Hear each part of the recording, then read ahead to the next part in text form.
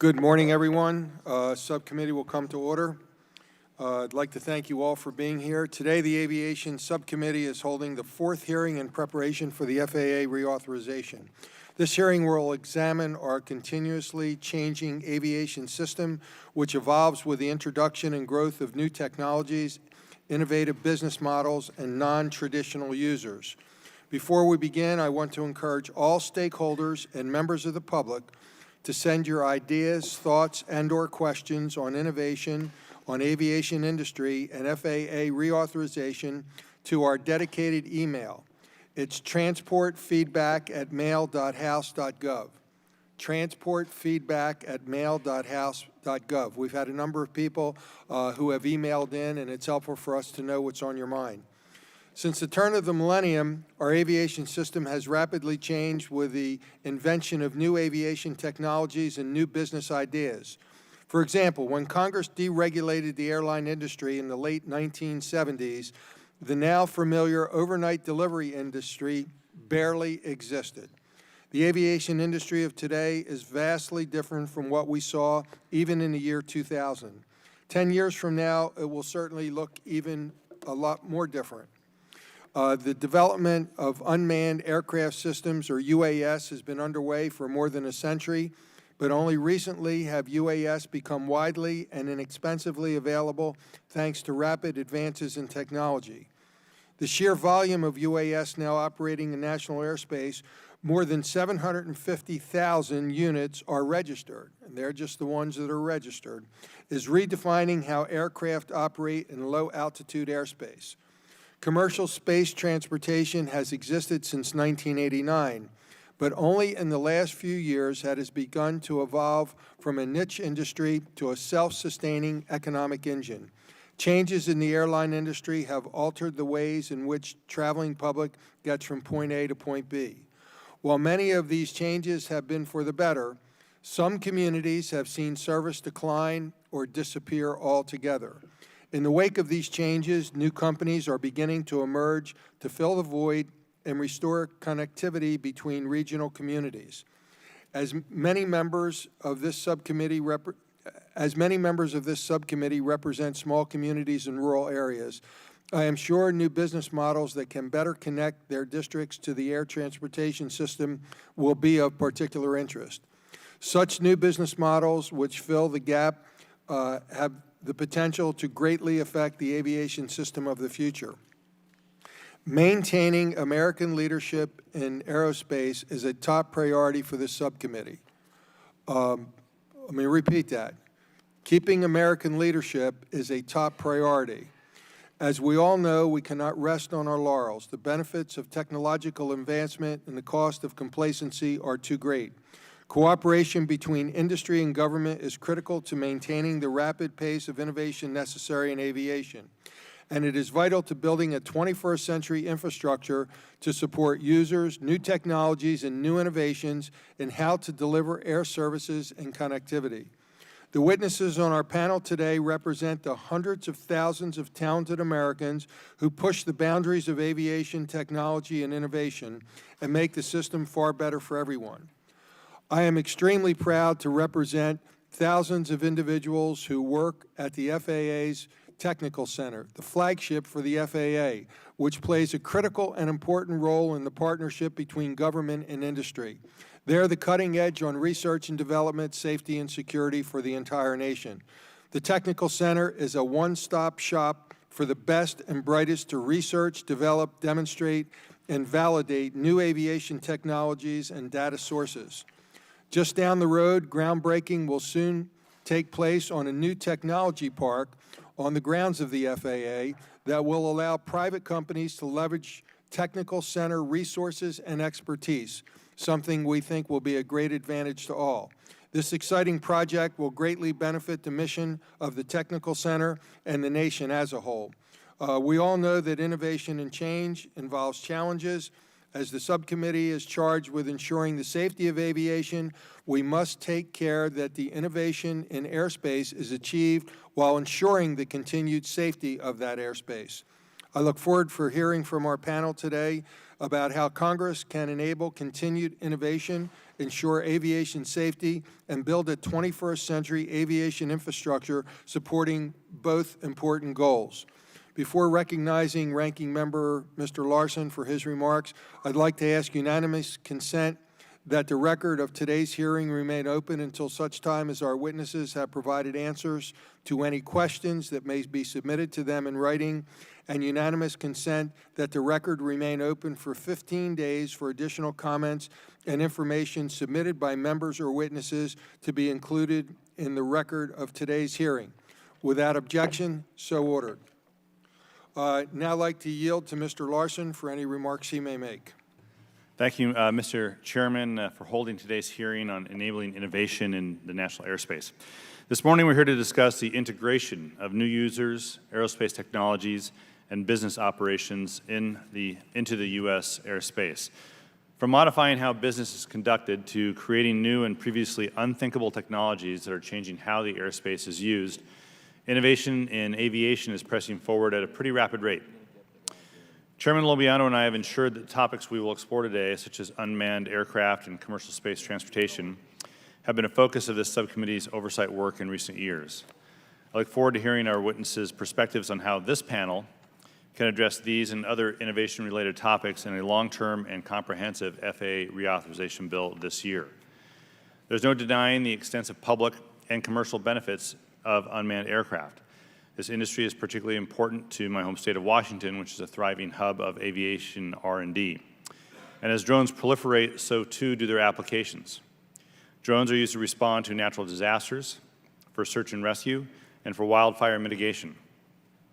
They also complete safety-related work that manned aircraft cannot, such as the BNSF railway drone that I had a chance to witness last year in Everett, Washington, which the company uses to inspect seawall integrity and railways. The drone industry has a massive potential to drive economic growth and create jobs here in the U.S. Industry groups estimate that by 2025, the industry may generate more than 100,000 jobs and billions of dollars in direct and indirect economic activity. A few weeks ago, the FAA released its latest aerospace forecast, projecting that the hobbyist drone fleet will triple in size from 1.1 million to 3.5 million units in the next 5 years. Meanwhile, the commercial drone fleet is likely to multiply tenfold. Now, while the number of drones in U.S. airspace grows, it's critical that both commercial and recreational users operate these aircraft safely. Each month, the FAA receives more than 100 reports of drone sightings, and the risks of collisions with manned aircraft, incursions with critical infrastructure, and mishaps over populated areas remain serious concerns. So I'm pleased that last year's short-term FAA extension included a number of provisions on drone safety. Still, more must be done to match the pace of industry growth, and this panel has an enormous opportunity to move that ball down the field with the upcoming FAA reauthorization. I also look forward to hearing more about the progress in the area of commercial space transportation. This subcommittee held a long overdue hearing last summer on FAA's oversight of the burgeoning U.S. industry, which in 2015 was about $126 billion according to the FAA. The commercial launch of satellites is particularly important because of the range of capabilities offered, from television and radio broadcast to high-speed internet and weather forecasts. Additionally, space tourism is on the horizon and is expected to become a billion-dollar market in the coming years. For American national security, among other reasons, it's critical the U.S. leadership in space transportation and exploration remains second to none. Now, if the pace of commercial space transportation and tourism increases as forecasted, the FAA will need adequate resources to oversee safe integration of these new technologies into the national airspace. So in closing, I hope to hear today about what Congress and the FAA can do to foster innovation in the use of the national airspace and to support the good ideas while ensuring the U.S. airspace remains the safest and most efficient in the world. So with that, Mr. Chairman, I yield back. Thank you, Mr. Larson, and now I'd like to turn to Chairman Schuster. Thank you, Chairman Lobiano, for holding this hearing today. The United States is the birthplace of aviation. We paved the way in modern aviation. We've innovated. The whole world follows our lead, and we need to ensure that we continue to be the leadership, continue to hold that leadership in the world. New technologies have led to new airspace operations, such as unmanned aircraft, commercial space transportation operations, and these changes in aviation industry pose both opportunity and challenges for aviation infrastructure. We must enable innovation and its integration while also maintaining an incredible aviation safety record. Companies like Virgin Galactic, SpaceX, and Blue Origin are ramping up operations to make commercial space a regular part of our national transportation system. SpaceX, in particular, is targeting 70 launches through 2019, a cadence of every launch every 2 or 3 weeks. And I've been told that somewhere into the 2020s, they're looking at going to a launch every day. We are quickly approaching what was once science fiction, which was once a science experiment. Mr. Larson? Which was once a science experiment. I'll write the rest of your speech. Commercial space launches nearly every day, as I said. Currently, these launches and re-entries take up massive amounts of airspace. With new technology, we can narrow those amounts that it takes up international airspace, and we must do that. Our aviation system and infrastructure cannot support these 21st century innovations in commercial space and unmanned aircraft that we see likely coming.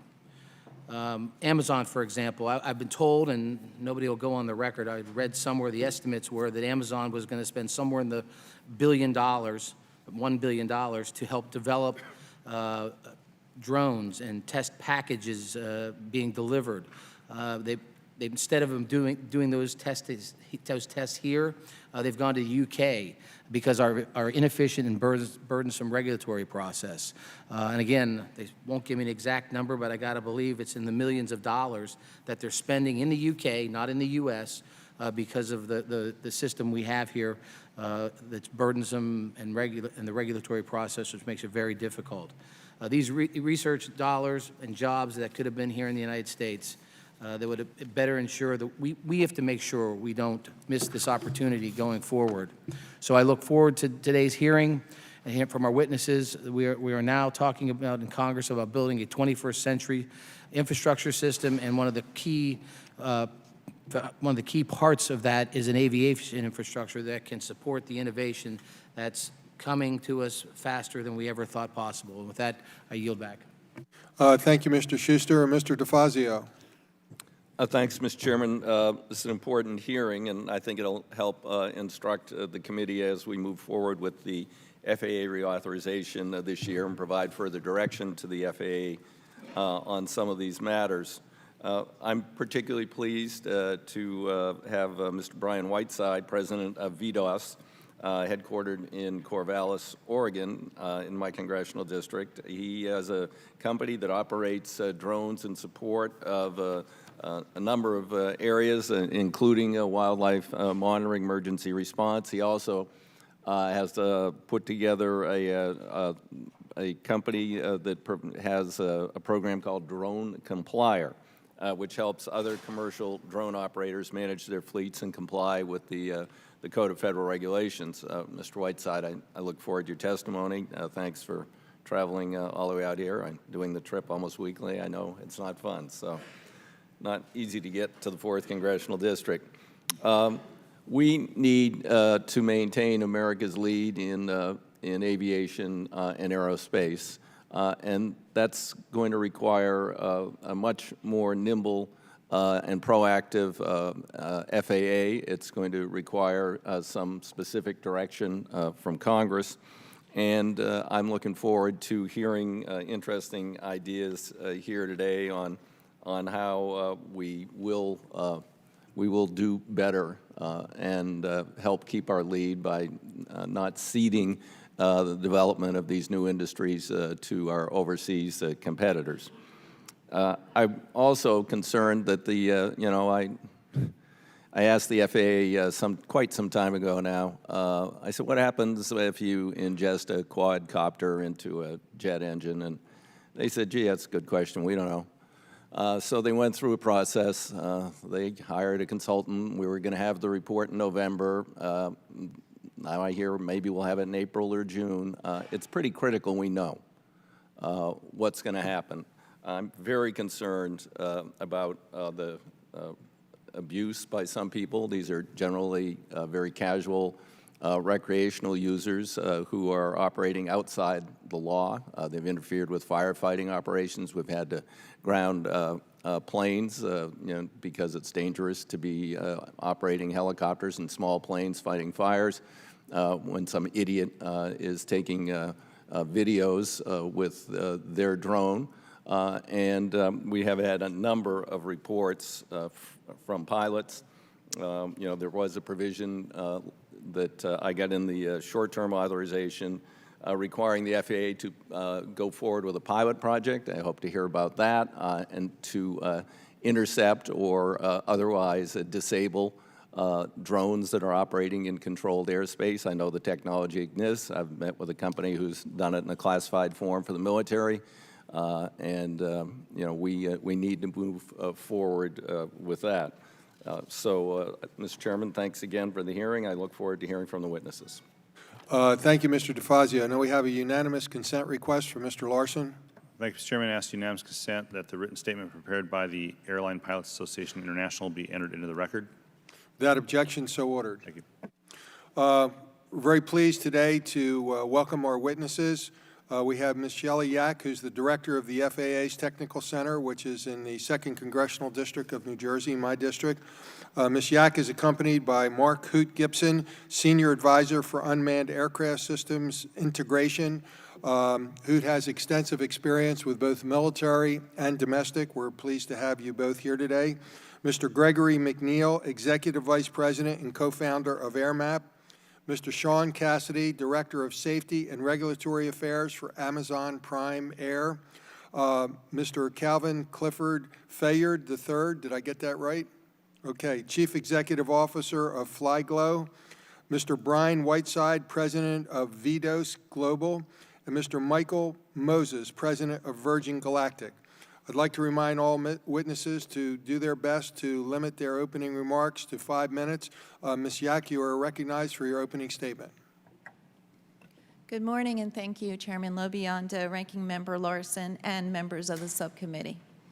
Thank you for the opportunity to appear before you today to discuss the work of the FAA's William J. Hughes Technical Center and the work of our 3,000 employees and contractors who facilitate new entrants, new users, and new technologies into the national airspace system.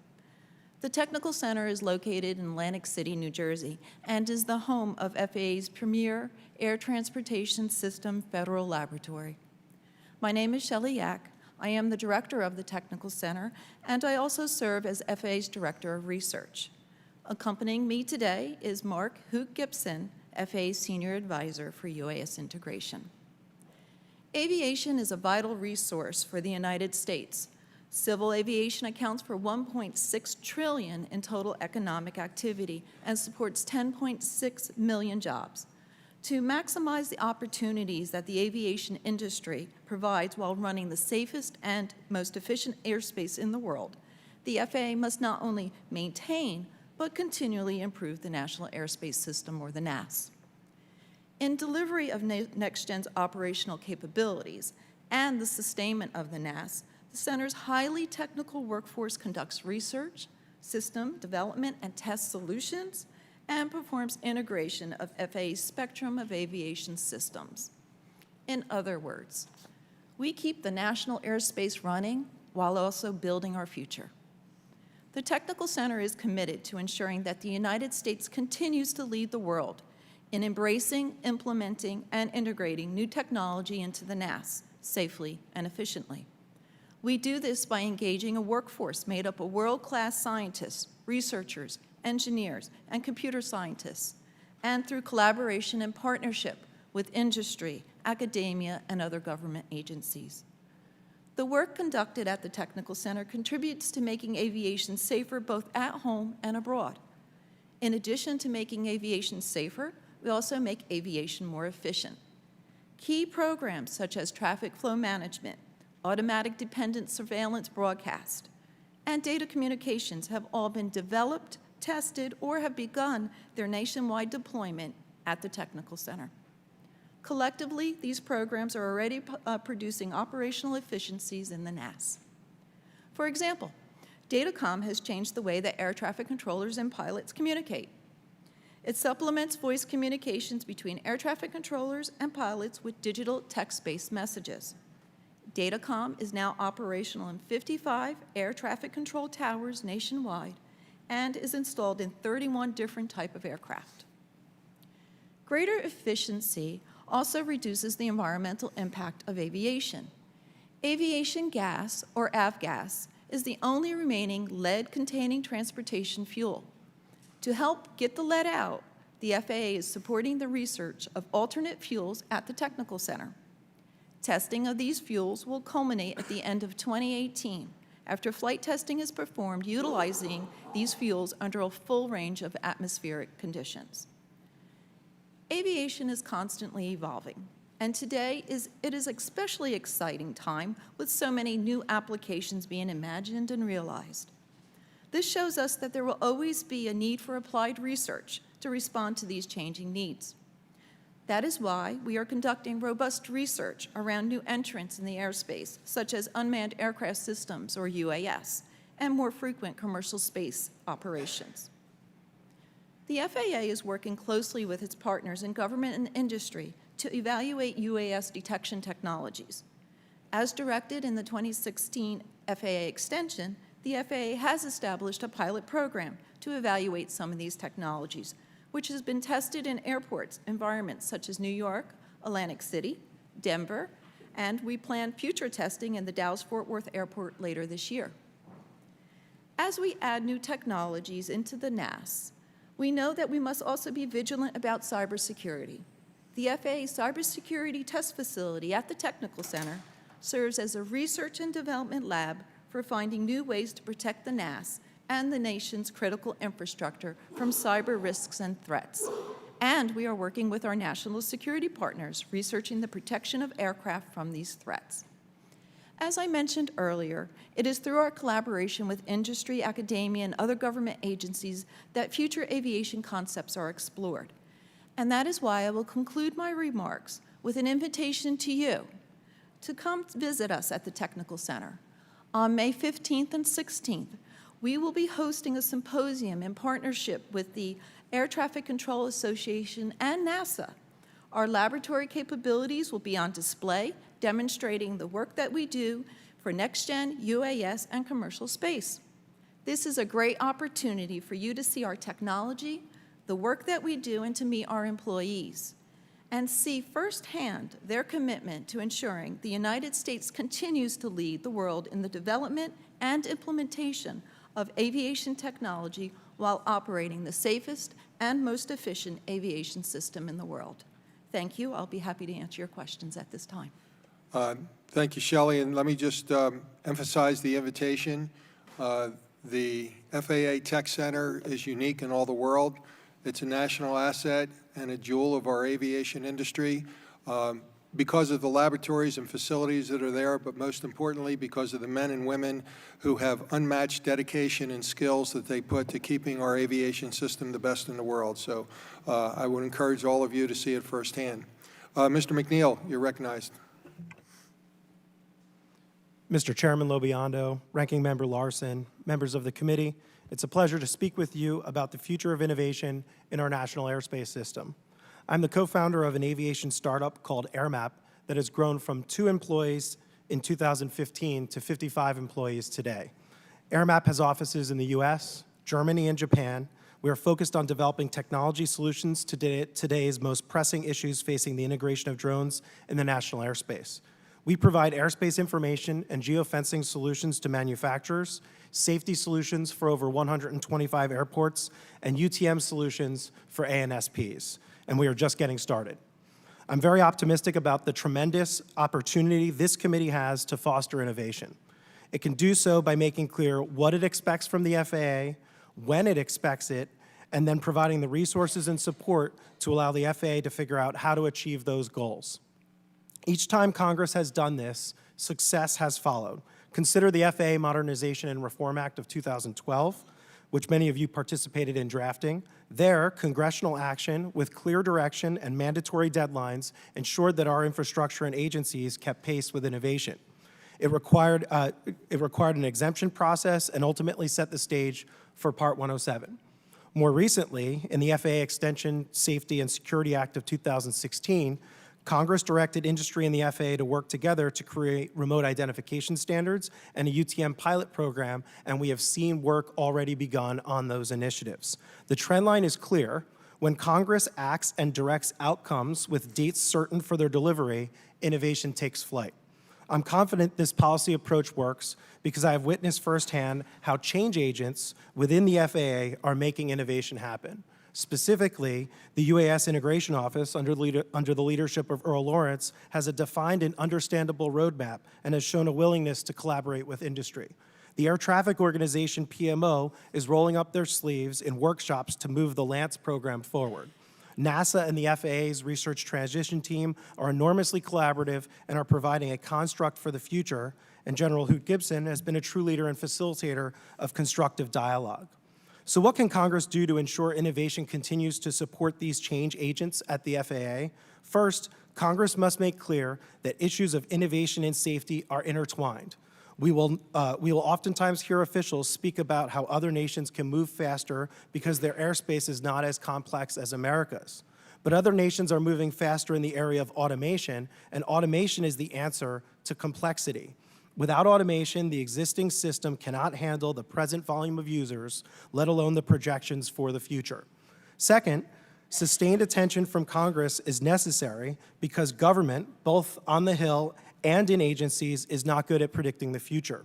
Recognizing this reality will lead this body to regularly adjust and sometimes accelerate agency timelines. Third, we must recognize that rapid change will be a regular feature of the next 100 years of transportation policy. That reality will require rapid adjustments from Congress and sustained direction and oversight of agencies. What was correct 2 years ago may no longer be correct today. In light of this reality, what are some concrete steps for Congress to take? First, Congress must expand on Section 2208 of the FAA extension to ensure that the FAA operationalize a multi-vendor UTM system by 2020. Second, Congress should take a federalism approach to low-risk operations in the very low-altitude airspace. This will encourage competition and innovation amongst the states. Third, Congress should continue to direct the agency to work with industry standards bodies rather than through rulemaking. Industry standards are fast, flexible, and take account of the most recent advances in technology. Fourth, Congress should make clear an altitude below which states can assist in the regulation of low-altitude operations with reasonable time, manner, and place conditions in the same way we regulate constitutionally protected speech, with operations above that line being the exclusive domain of the FAA. Similarly, Congress should declare training and aircraft certification falls within the exclusive domain of the FAA. A failure to clarify this dividing line will result in a patchwork of judicial decisions that will doom the industry and state and local governments to decades of litigation. Only congressional action with clear direction, deadlines, and resources has ensured that our infrastructure and agencies keep pace with technology. To that end, Congress must make clear that issues of innovation, automation, and safety are intertwined. Congressional action can ensure that America's infrastructure keeps pace with advances in industry and a globally competitive marketplace. We look forward to continuing to support your work and the work of the FAA. Thank you. Thank you, Mr. McNeil. Mr. Cassidy, you're recognized. Good morning, Chairman Schuster, Ranking Member DeFazio, Chairman Lobiondo, and Ranking Member Larson, and the subcommittee members. Thank you very much for the opportunity to testify today.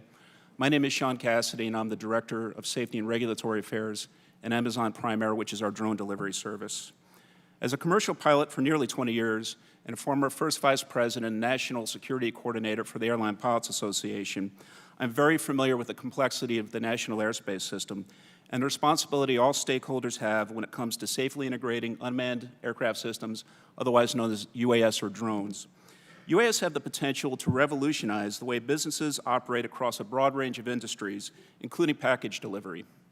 We appreciate this committee's commitment to ensuring the United States realizes the tremendous benefits of this technology in a safe, secure, and expeditious manner. Amazon Prime Air is a service designed to safely and efficiently deliver packages to customers in 30 minutes or less using drones. Flying below 400 feet and generally above 200 feet, except for takeoff and landing, our electrically powered drones are environmentally friendly, and most importantly, they're safe. They utilize sophisticated equipment, including automated onboard sense and avoid technologies, to ensure safe operations at distances well beyond the visual line of sight of the operators, or to use your term, Mr. Larson, we take the unthinkable and we make it thinkable and we make it safe.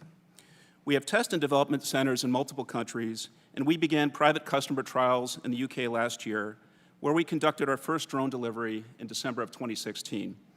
And with the assistance of the FAA, I'm proud to announce that in March 2017, we conducted our first Amazon Prime Air delivery demonstration in the United States. We have also committed to join NASA, the FAA, the Nevada Institute for Autonomous Systems in the upcoming unmanned traffic management demonstration in Reno later this spring.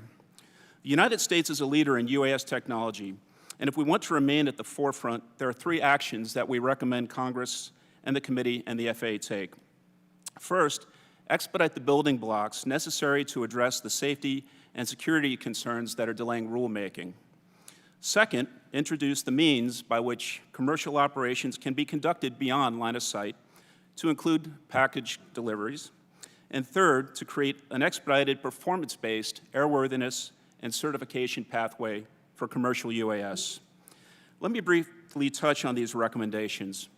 To start off, the safety and security of the airspace and people on the ground is paramount, which is why Amazon is working with NASA, the FAA, and industry to create a highly automated unmanned traffic management, or UTM system, while the FAA retains safety and policy oversight. Industry can help build and manage the system at minimal cost to the government. In the near term, there is an urgent need to quickly implement remote ID and tracking technologies to address the security concerns that have stalled FAA's UAS rulemaking. Amazon supports these efforts, and we look forward to helping the FAA identify inexpensive and readily available solutions, such as Wi-Fi and cellular communications, that can be quickly and effectively implemented. It is also important that Congress and the FAA advance regulations that provide national uniformity. Hundreds of drone bills have been introduced around the United States, and many conflict with the FAA's ability to regulate aviation safety. Secondly, although the FAA's Part 107 rules were an important first step in enabling commercial UAS operations, they also came with significant restrictions. In fact, the rule specifically prohibits beyond line-of-sight package delivery and air carrier operations. We are eager to work with Congress and the FAA to enable beyond line-of-sight commercial operations in the U.S., similar to the customer trials we have in the United Kingdom. This will help us demonstrate they can be conducted safely and inform future regulatory activities. This brings me to my final point. Given the dramatic growth of this new commercial sector of aviation, the drone industry needs a regulatory pathway specific to UAS commercial operations and airworthiness certification. Therefore, we would like the committee to once again include language in the FAA reauthorization bill calling for a drone air carrier certification process for commercial beyond line-of-sight operations. In conclusion, we applaud Administrator Huerta for recognizing that when it comes to this exciting new industry, we need regulation at the pace of innovation. We look forward to following through that commitment. We look forward to working with Congress and the FAA and all stakeholders to address these important issues. Thank you again for the opportunity to testify, and I look forward to your questions. Thank you, Mr. Cassidy. Mr. Faird, you're recognized. Chairman Schuster, Ranking Member DeFazio, Chairman Lobiondo, Ranking Member Larson, and members of the Aviation Subcommittee, my name is Trey Fayard, and I am the founder and CEO of Flagler LLC, based in New Orleans. Excuse me, could you pull the mic a little closer? Sure, sorry about that. Yeah, thanks. My name is Trey Fayard. I'm the founder and CEO of Flagler LLC, based in New Orleans, Louisiana. On behalf of myself and my company, thank you for the opportunity to come before you today and testify. I come before you today to present what we believe is an innovative model of air service for the consumer and business traveler that is meant to complement current existing air carrier operations. GLOW launched in November 2015 as an indirect air carrier to provide air transportation services to inadequately served cities in the Gulf and Mid-South region. Currently, GLOW flies regularly scheduled nonstop service to Shreveport, Louisiana, Memphis, Tennessee, Huntsville, Alabama, Little Rock, Arkansas, and Fort Walton Beach, Florida. As the members of the committee likely may know, in the late 1990s, Legacy Airlines largely shifted from flying from smaller cities to major hub cities and formed partnerships with regional carriers for short-haul operations. Though profitable, this left a gap in nonstop service between mid-market cities. Granted, there are small airlines that currently operate to small communities. However, they're often subsidized via the EAS program as an example. GLOW, however, is different. First, unlike other commercial air programs, our model does not rely on government subsidies. We are 100% free market driven, and our revenue is 100% based on passenger demand. Second, we have been able to create very good paying jobs in communities that often struggle to do so. We currently support approximately 70 employees with an average salary of $43,000 a year, with some, like our more skilled mechanics, making almost six figures. Third, the demand is there. Not only do we believe the gap in service of these mid-markets has huge potential, we know that it fosters economic development in the regions that we serve. Importantly, our small but growing route network will carry almost 4,000 passengers this month alone.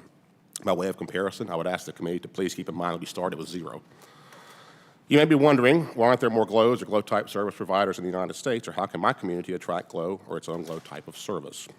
Like all industries, barriers to entry exist, but in the aviation services industry, you likely well know, those barriers are extremely high. To that end, in this age of consolidation of legacy carriers, we would ask the committee to consider the hurdles and challenges of gaining entry into the world of commercial aviation and air travel, and how easy these barriers of entry can not only make new service providers like GLO more complementary to existing operations, but also serve the American public. First, access to capital is critical, and venture capital is expensive. Aviation is a complex business, including tremendous working capital requirements, unique payment terms, and constant battle to right-size cost structures, fair offerings to appropriately match the demand.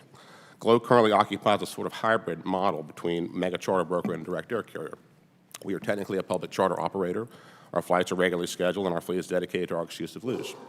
Currently, GLO is in the process of seeking our own Part 135 certification to operate as a direct air carrier.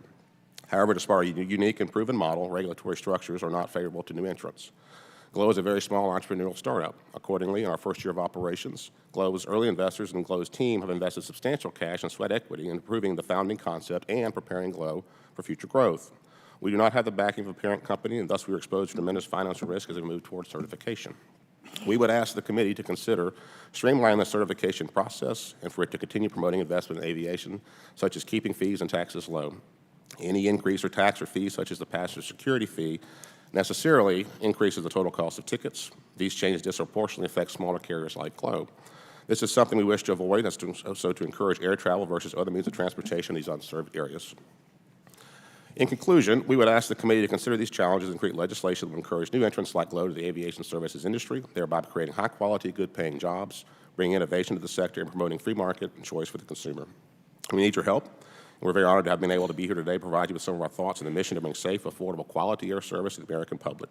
I'm happy to take any questions on how you all can support our efforts to remove barriers to entry, increase access to capital, along with streamlining the certification process, and also as well keeping the fees and taxes low for the consumer. On behalf of my entire company, thank you again for your time. It's been an honor to testify. Thank you, Mr. Fayard. Mr. Whiteside, you're recognized. Good morning. Thank you. Mr. Chairman, members of the committee, thank you for allowing me to testify before you today. My name is Brian Whiteside. I am the CEO of Complier Enterprise and the president of VDOS Global. The goal of my testimony today is maybe to bring a little perspective to what a drone operator actually looks like. We've heard a lot about companies and corporations, but I'd like to share with you a little bit more about the details of what it means to be an actual operator using drones and this technology in today's environment. And I'd also like to bring you with you maybe a little perspective on where we are today and why this technology is so important to us in the community and to our future as a nation. First, our company. We provide basically 3 tiers to the stool of what we operate. We have software, which is our Drone Complier Safety Compliance Management System. We have our services, and we have our training. As a company, we have 23 employees. We're based in Oregon, and we're split between the United States and Australia. We've trained over 1,000 pilots and certified them through the CASA certification program in Australia, and our software was just selected as the official compliance app for the sub-2 kilogram class of UAV operators in Australia. As an operating company, we work mostly in the energy environment sectors. We work with energy producers such as Shell Oil, Exxon, and then on the environmental side, we support operations and wildlife monitoring for entities such as World Wildlife Fund and other companies that are pursuing interesting operations such as wildlife tracking and against animal poaching. One of the most interesting programs that we work with is actually testing a payload that has helped defeat elephant poachers in Africa. Use of our software includes numerous universities and corporations who are standing up their operations and don't quite understand the complicated federal aviation regulations and how they need to comply with and be ensured that they're not going to be in violation of the law. The world that we live in today is changing dramatically. And I know that we've all talked about the technical side, but there's a human side to this as well. And I've brought with us 4 images that I'd like to show with you about what actual drones do and what they can supply. So if we can bring the images up. So that first image there, that's Seth Johnson. He's our chief pilot, and that's a drone operator. He's a former Horizon Airline pilot, He's got his ATP. He's also our chief instructor. He's holding in his hand a drone that's called the Ariane Sky Ranger. The Ariane Sky Ranger is built in Canada. Unfortunately, we don't have any U.S. systems that can meet our demand. Next slide. That's a flare stack. That is an image of what drones do when we're out there doing flare stack inspections offshore in the Gulf of Mexico. Our company was the first company to be legally authorized to fly commercially in the U.S. to do flare stack inspections and to do refinery inspections. The drone itself allows us to get close to that flare stack and take the images and do the inspections on corrosion and other material deformities that may occur when you do those inspections. To give you an example of the value that brings, when you do a flare stack inspection, a production platform has to shut down for about 3 days to let that stack cool if you're going to do an inspection by a human. That's a loss of $16 to $18 million a day in production revenue when they have to shut down that flare. With a drone, we can do it obviously live while the flare is burning. So that's significant value to that drone operator or to that company as we're doing those inspections. Next slide.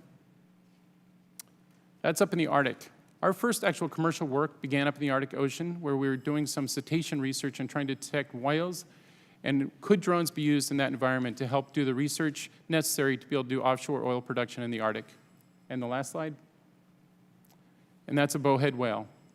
Bowhead whales are a species up in the Arctic that are very dependent upon, or the climate is significantly affected and impacted by what's going on in the world today. And the bowhead whale is a significant source of resources and food for the Arctic native cultures.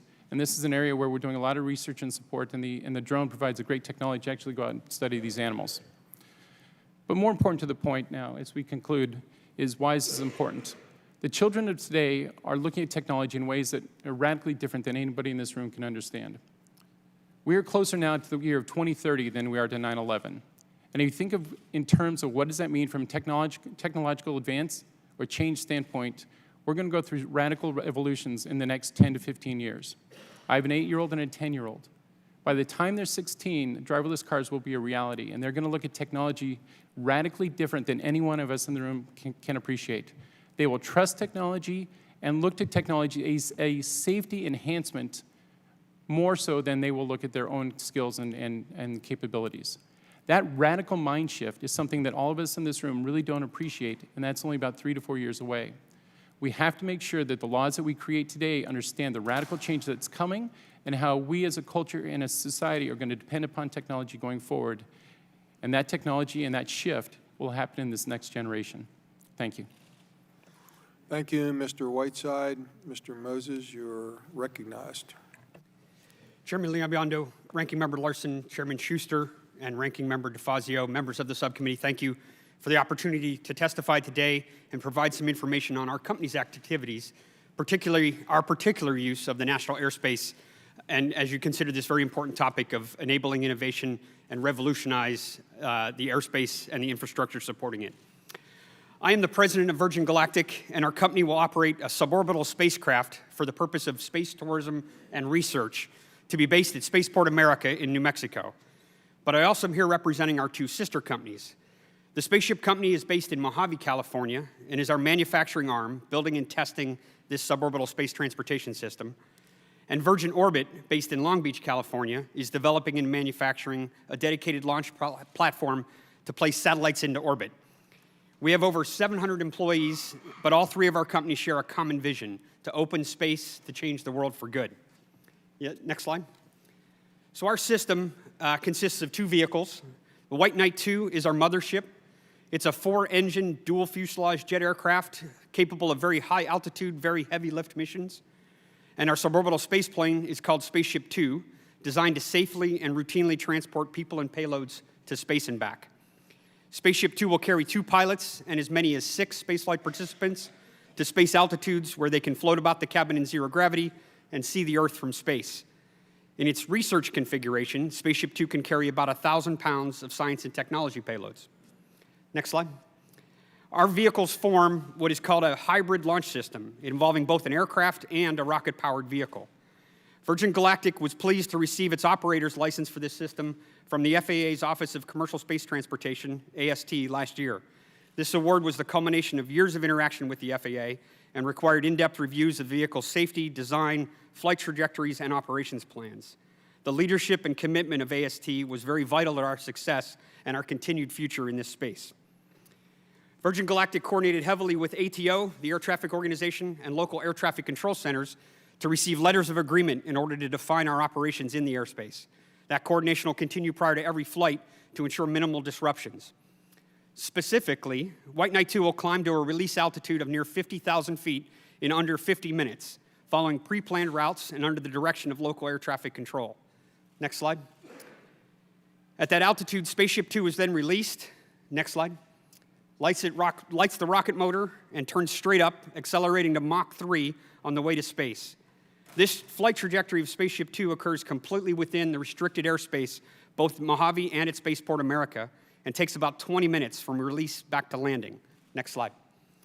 Landing back at the same airfield we took off from earlier. In addition to the human spaceflight program, Virgin Galactic's sister company, Virgin Orbit, is aiming to provide dedicated, responsive, affordable launch services for small satellites. Next slide. The small satellite market is experiencing remarkable growth around the world, and to help this revolution, Virgin Orbit is developing the Launcher One platform, dedicated to lowering the cost and increasing the frequency of launch for payloads under 1,100 pounds. Next slide. Similar to the spaceship program, this system is air-launched, carried aloft under the wing of a modified 747-400 aircraft, and will also operate under an AST license using similar protocols with ATO and ATC on the way to the launch point. Next slide. As you all know, the commercial space industry is not a future market. It's a present and thriving industry and will only continue to grow, as your opening remarks so elegantly stated.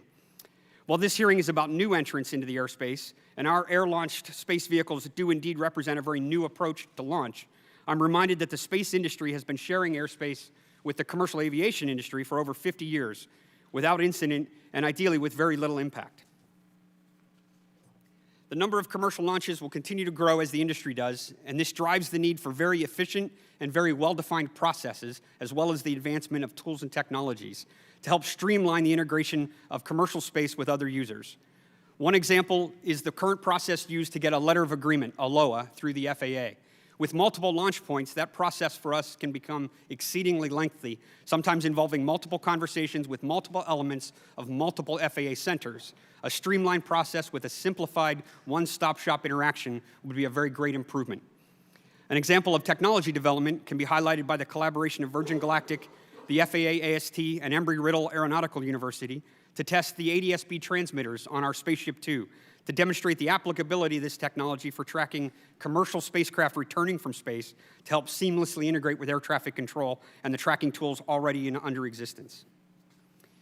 So in closing, I think we encourage the FAA to continue to develop the next-gen tools with an eye towards a future that helps minimize airspace impact and access as routine space access expands.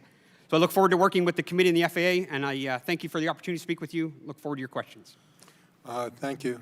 I don't know, Mr. Larson, if I'm allowed to say this, but you have one of the first seats reserved on Virgin Galactic Space Mission, Is that right?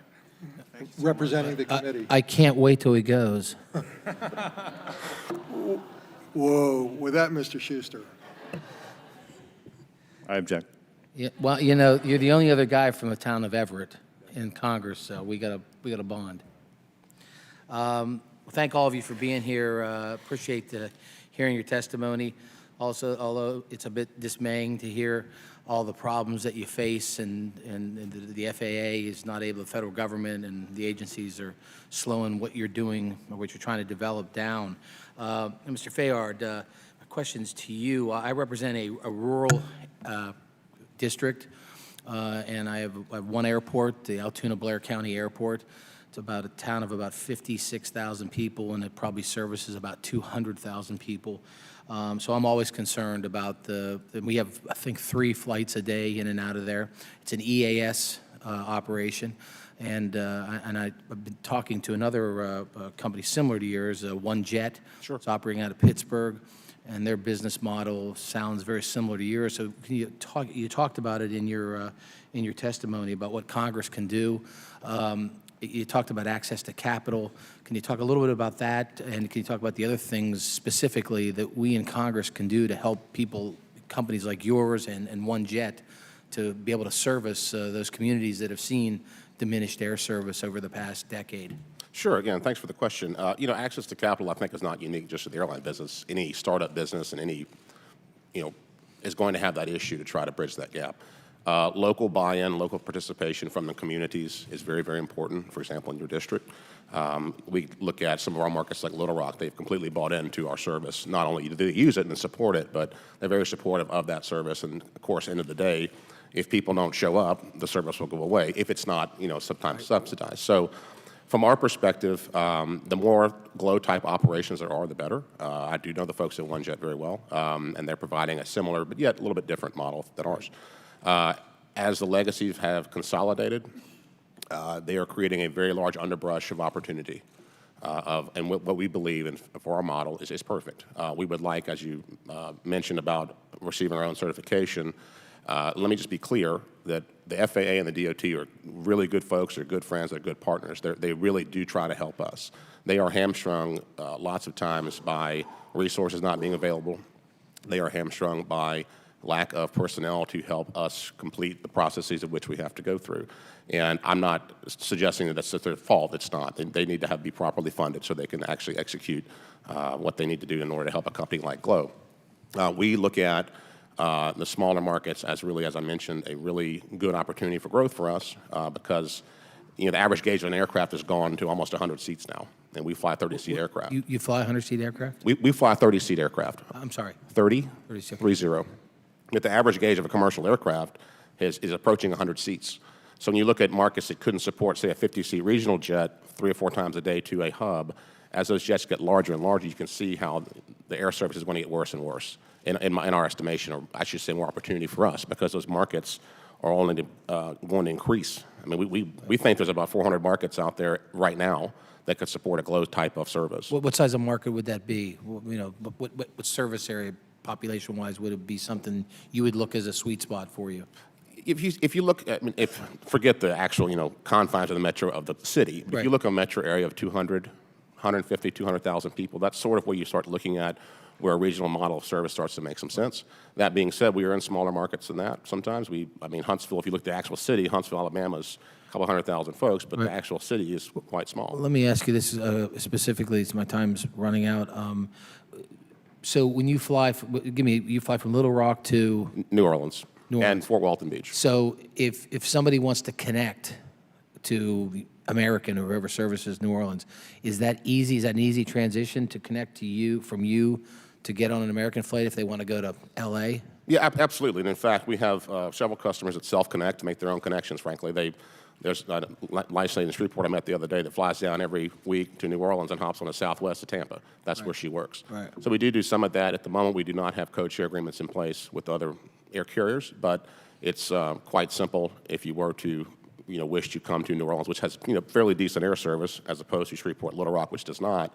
Yes, those opportunities exist. And in fact, we just got another customer self-connected themselves to our new London Heathrow flight from British Airways. They flew in from Little Rock, Right. hopped on the BA flight to London. So that is occurring. And final question to you, is your business model, I know OneJet, they want to franchise to different cities. Is that your model, or do you want to? I think it's similar. If you look at New Orleans as our current home base, if you will, there's only so many opportunities that exist with the gauge and limitation of the aircraft, because all aircraft have limitations, right? Sure. And so as you kind of build out New Orleans, yes, the next logical step is to march this model.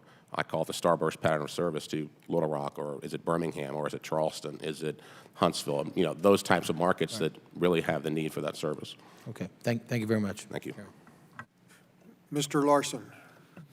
Thank you, Mr. Chairman. Ms. Yak, thanks for coming today to testify, and I want to echo my colleague's comments about the people he represents, and just say that how thankful we are that the technical center's there, and they're doing great work, and please extend that on to them on my behalf as well.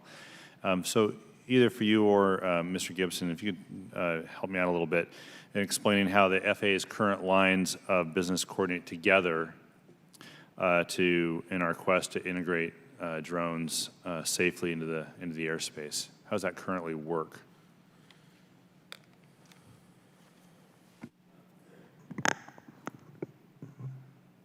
Thank you, Congressman.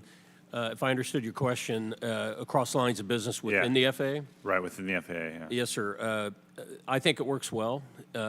We can always improve things, but when I first arrived in September of 15, at that time, the Deputy Administrator, Mr. Whitaker, and myself sat down after I had observed for a couple months that I thought there could be better balance within the headquarters as far as moving the technology forward. We'd been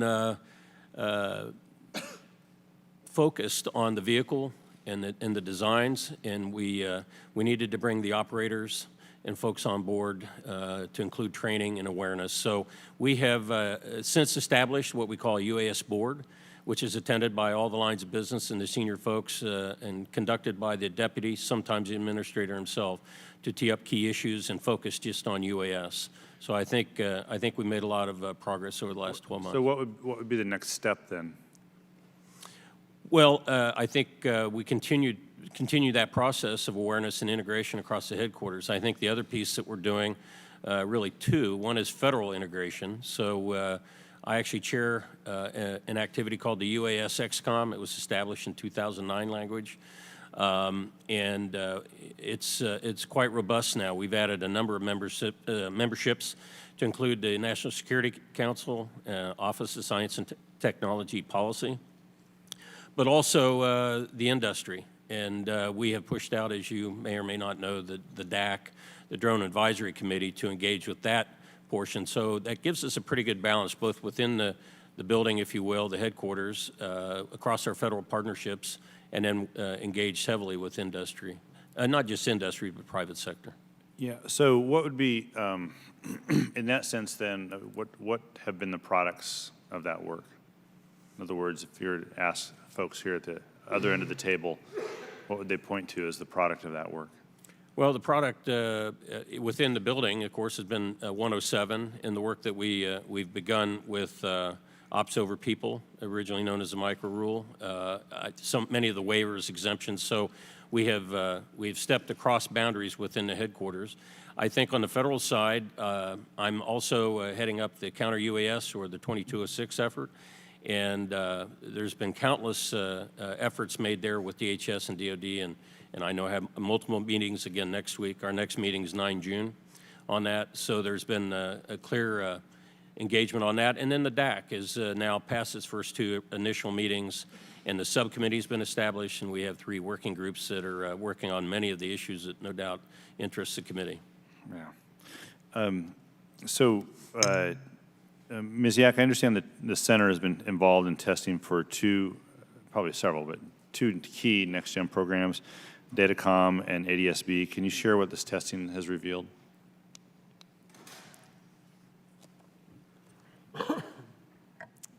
Thank you for the question. Next Gen, you talked about ADS-B and Datacom, were those the two? Right. We're very proud of being involved in both of those programs. Datacom, we do have a laboratory. We've been responsible for developing the testing procedures on Datacom, which has been what we would call an end-to-end process. Datacom interfaces with many, many different systems, including the aircraft itself, as well as ERAM, for example. So the laboratory integrates at the technical center with these systems, and we were able to, using antennas on our roof, be able to simulate the end-to-end testing with Datacom. So that's exciting. The rollout has been going out wonderful. ADS-B, we started many, many years ago, about 2014 or so. We were involved in the research as well as the testing. Our own aircraft tested the capability, and we were part of the rollout, and that's been a very successful rollout and is operational for quite a while now. Good. Thank you. I yield back. Thank you. So for Ms. Yak and Mr. Gibson, can you please describe the work that is being done at the Tech Center to support and validate the unmanned efforts by your fellow panelists? And to the other panelists, could you give us some comments on what your experience is in working with the Tech Center with the UAS experts and how that is all integrating into what you're doing? Okay, I will go first, and then I'll hand it off to Mr. Gibson. So the work at the Center for UAS Integration has been on both small and large vehicles, and it includes operational concepts, developing system requirements, integration and field testing, as well as establishing laboratory capabilities. For instance, the Tech Center has a UAS laboratory, and we have it linked with our DoD and our NASA labs. And this is where we conduct human-in-the-loop simulations. Excuse me, did you say DOD and NASA? NASA. NASA, That's okay. correct. And we've done human-in-the-loop simulations that have integrated UAS data in with our NAS systems. We are also very much involved in the UTM research, where we have members on our research transition teams for UTM, that's UAS traffic management. And they're involved in concept development as well as data exchange and information architecture, communication and navigation, as well as sense and avoid. Our research performers are also working on UAS detection at the airport, who will probably talk about that a little bit more. And we're developing the test suite for the final certifications of new systems in regards to command and control and data link. So those are a lot of the technical side of what we're doing. And Mr. Gibson, if you take it from there. Mr. Chairman, as you know, I'm involved, as I mentioned, a lot of the counter-UAS work that's been underway. We started through the Tech Center at Atlantic City and expanded on that. They've been the program managers for me, and they've been deeply involved in all the planning, setup, and soon to be all the data deconstruction so that we can come out with some minimum performance standards. So that includes Denver has been in that. We worked with the FBI at JFK, and our next test will be at DFW towards the end of the month. That'll be our last large test of those systems, the airport protection systems, and they've been wonderful to work with in that and provided a lot of the engineering background. Any of our other panelists, have you had experience in working with the Tech Center? And could you talk a little bit about that? Yes, sir. Thanks for the question. I'm glad you mentioned the RTT because that's one of those fundamental building blocks that we've been working with in partnership with the FAA on especially programs such as data exchange, which allow for the exchange of information between aircraft, which then can be a form of managing safe airspace access and also being aware of, where the other vehicles are in the same kind of volume of airspace. So it's a great activity that's hosted by the FAA. Anyone else? No? So, timing-wise, I don't have enough time for my next question on cybersecurity, but we'll come back to it. So now, Mr. DeFazio, you ready? Yes, thanks. Okay. Mr. Whiteside, I'm particularly interested in your description of the length of time it took to get certified to monitor the platforms in the Gulf.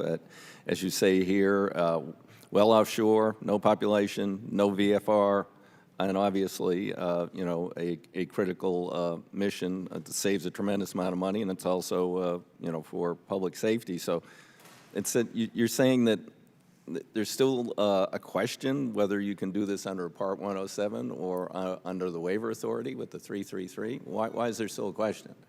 That is correct. The challenge that we face in a lot of these regulations is that there's no clear defined answer. When you talk to the FAA, you often get an interpretation of a rule, and you don't get a hard set requirement or a defined answer. So with regard specifically to offshore, we're operating outside the ADIZ, which is the Air Defense Identification Zone. And there is some differences depending upon who you speak with within the FAA about who has the controlling authority in that airspace and whether or not the rule that you're operating under is the standard federal rules or under the new exemption. And that's what the problem that we face oftentimes within the space that we're operating.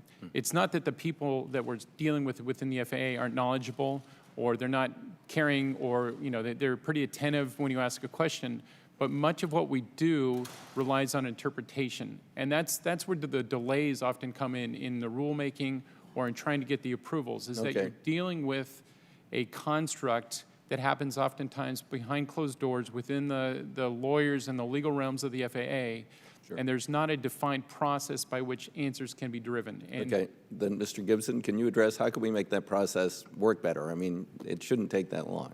Yes, sir. We endeavor to improve on things. I think he touched on a key point here, and I'm not familiar with the specifics of that case, but we're breaking new ground. I call this the most fundamental change in aviation in our lifetimes. And so many of these don't map directly to what preexisted with our traditional aviation. So some of them take quite a bit of thought to make sure, even though you're out over the ocean, of course, you have helo traffic out there, you have the safety of the platform itself.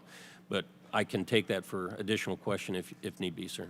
Yeah, it just seems to me we ought to be able to categorically establish some of these things. Like, okay, if we've got certified for one platform now, it should be a much more routine process in the future for either his company or another certified operator to do these sorts of things. I mean, we need to have some standardization here. I mean, I know it's an issue of first impression, but once you've dealt with it once, then it's no longer an issue of first impression, and we ought to be able to move more quickly. And if you need direction from Congress or you think you lack authority, then tell us, because we'd like to fix that. Yes. I'd like to go to Mr. Fayard, because obviously you're dealing with an issue that's becoming more and more critical to many communities. And I'm curious about this 18 months to get one aircraft onto a certificate. Why would it take that long? Well, that's more of a kind of what you have to plan for, if you will. And, you know, the certification process itself is relatively straightforwardly laid out, saying these are the steps you need to do. The problem that we have, and it ties back into the access to capital and funds, is the uncertainty. There are gates to walk through, but that doesn't mean it's going to happen in 18 months. And so when you go to an investor group and say, listen, we're starting this aviation business, we're going to get our own certification, you can't tell them reliably to say, well, it could be a year, it could be 2 years, it could be 3 years, because there's no, even if you do all the correct things on our side, and I'm not saying that's always the case, but if you go forth in that endeavor, there is no way to be able to tell or plan that you will be able to receive a certification to operate in some period of time. It's all best guess, and that's very difficult. Obviously, on the financing side, that's very difficult on the operational side. It's very frustrating to our cities and partners saying, well, we can get there when we can get there. It's very difficult to kind of forecast your business as well. So if you have an enterprising group that says, we're going to start another GLOW, they could not reliably tell you, if they're lying, that, yes, we're going to have our own certification in 18 months, and we'll be flying 18 months plus a day. It's not But possible. the steps, in this case, things weren't really defined that Mr. Whiteside was dealing with, but this is a routine process, Yes, sir. obviously.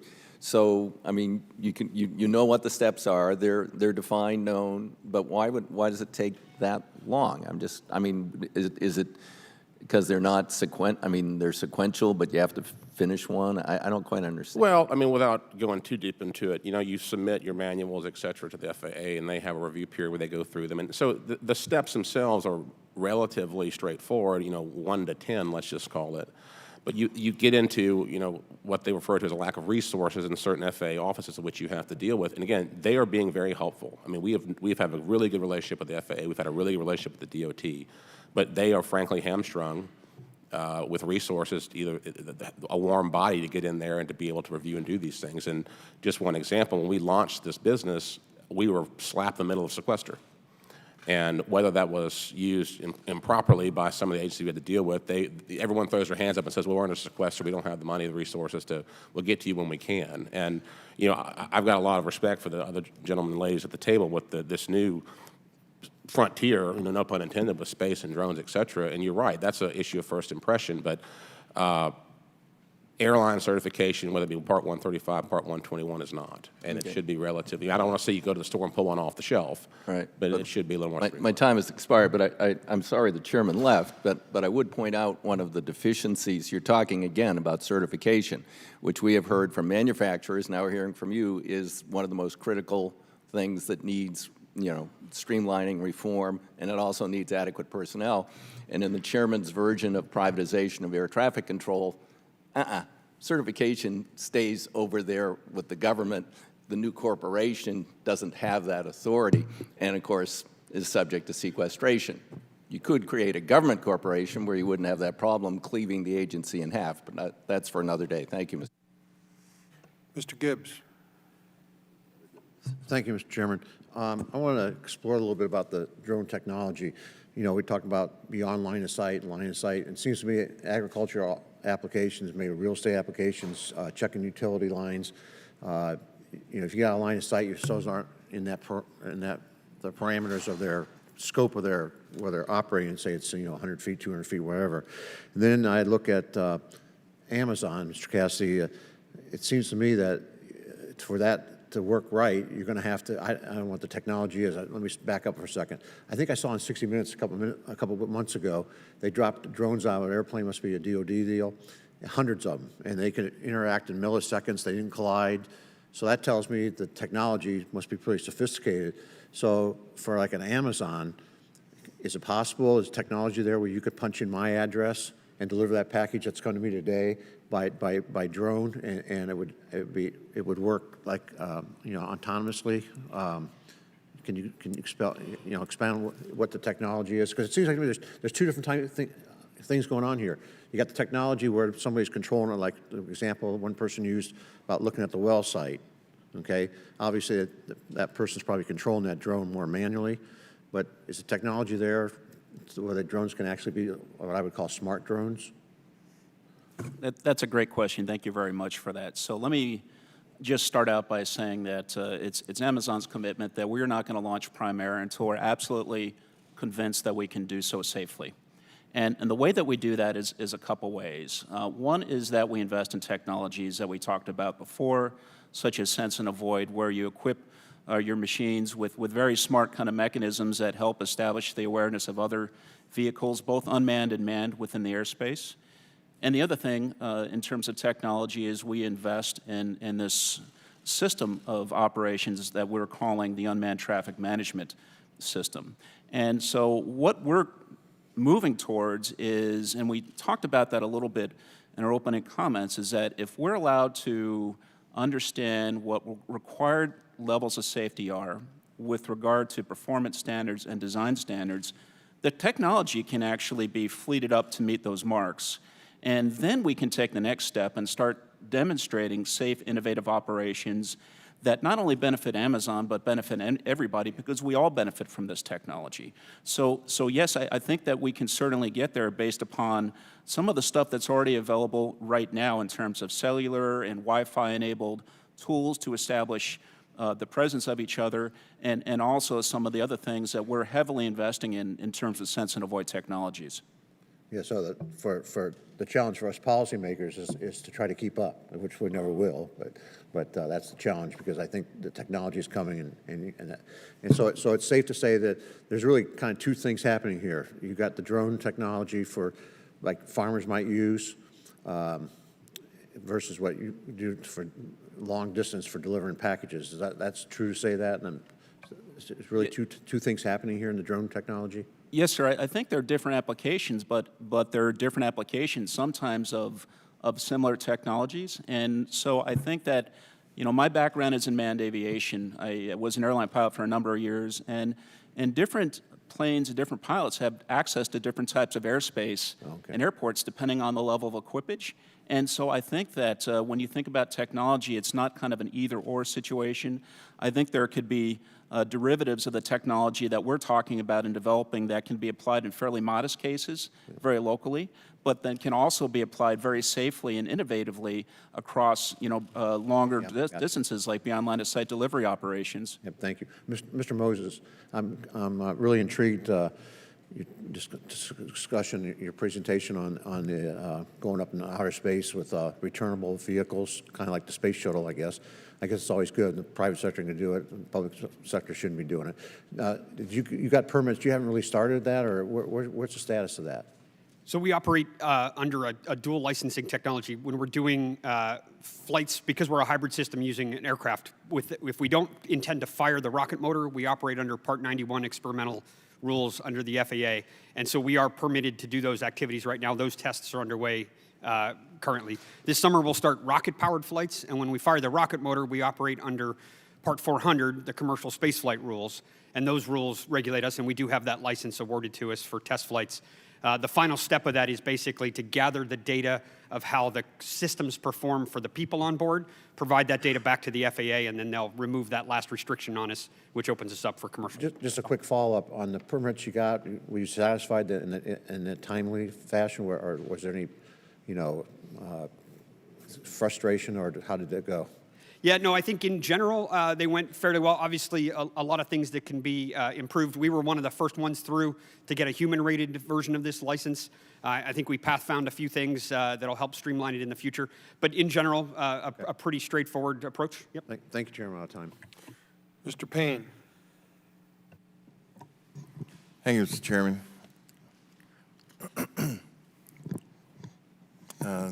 Let's see. Ms. Jack and Mr. Gibson. I represent New Jersey, portions of Essex, Hudson, and Union counties. And these areas are part of some of the busiest airspace in the country. As the FAA created the rules regarding drones, was your rule making one size fits all for the country, or did you give consideration to unique airspaces surrounding major cities? Thank you for the question, sir.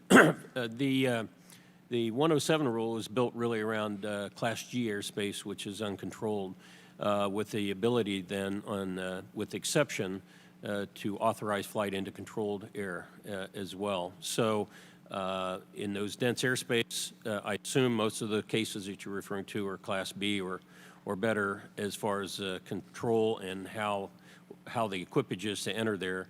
But there are avenues through approval with the FAA for them to be able to operate. So there are different rules for the densely populated areas as opposed to rural? Yes, sir. Okay, thank you. And, I understand a big concern of citizens and regulators at the FAA is the use of drones by bad actors invading the privacy of others. However, what consideration has the FAA given to drones used by terrorists? Should Congress and the American people be concerned about this other type of bad actor as well? Again, thanks for the question. Clearly, we are concerned and we're involved with our federal partners. I think if one thinks of a continuum from one end, which is aviation safety, which is what we deal with routinely within the FAA, though, but as we cross that continuum, we begin to drift into security concerns, specifically counterterrorism. And so our other federal partners, DHS, FBI, DOD, we are heavily involved with them in regards to those concerns. Okay, Homeland, I would assume as well. Indeed. Okay. And the FAA's regulations have set limitations on the age of drone operators, the size of drones, and how far an operator of a drone may be operated. However, the FAA permits waivers of these requirements. Can you describe the considerations that go into granting or denying the waivers? Sir, as you mentioned, the 107 rule, when it was established, had some particular areas that were waiverable. And when we go to the waiverable process, it's looked at by our flight standards folks and mitigations that the operator proposes that they would take to achieve an equivalent level of safety in operations in a different environment. So it's usually relatively straightforward. I think already we've issued over 700 waivers for nighttime and a couple for beyond visual line of sight. We've also considered a lot of airspace authorizations, your earlier subject as well. But each one gets, right now, gets an individual look. Okay. Chairman, I yield back. Thank you, Mr. Payne. Mr. Webster.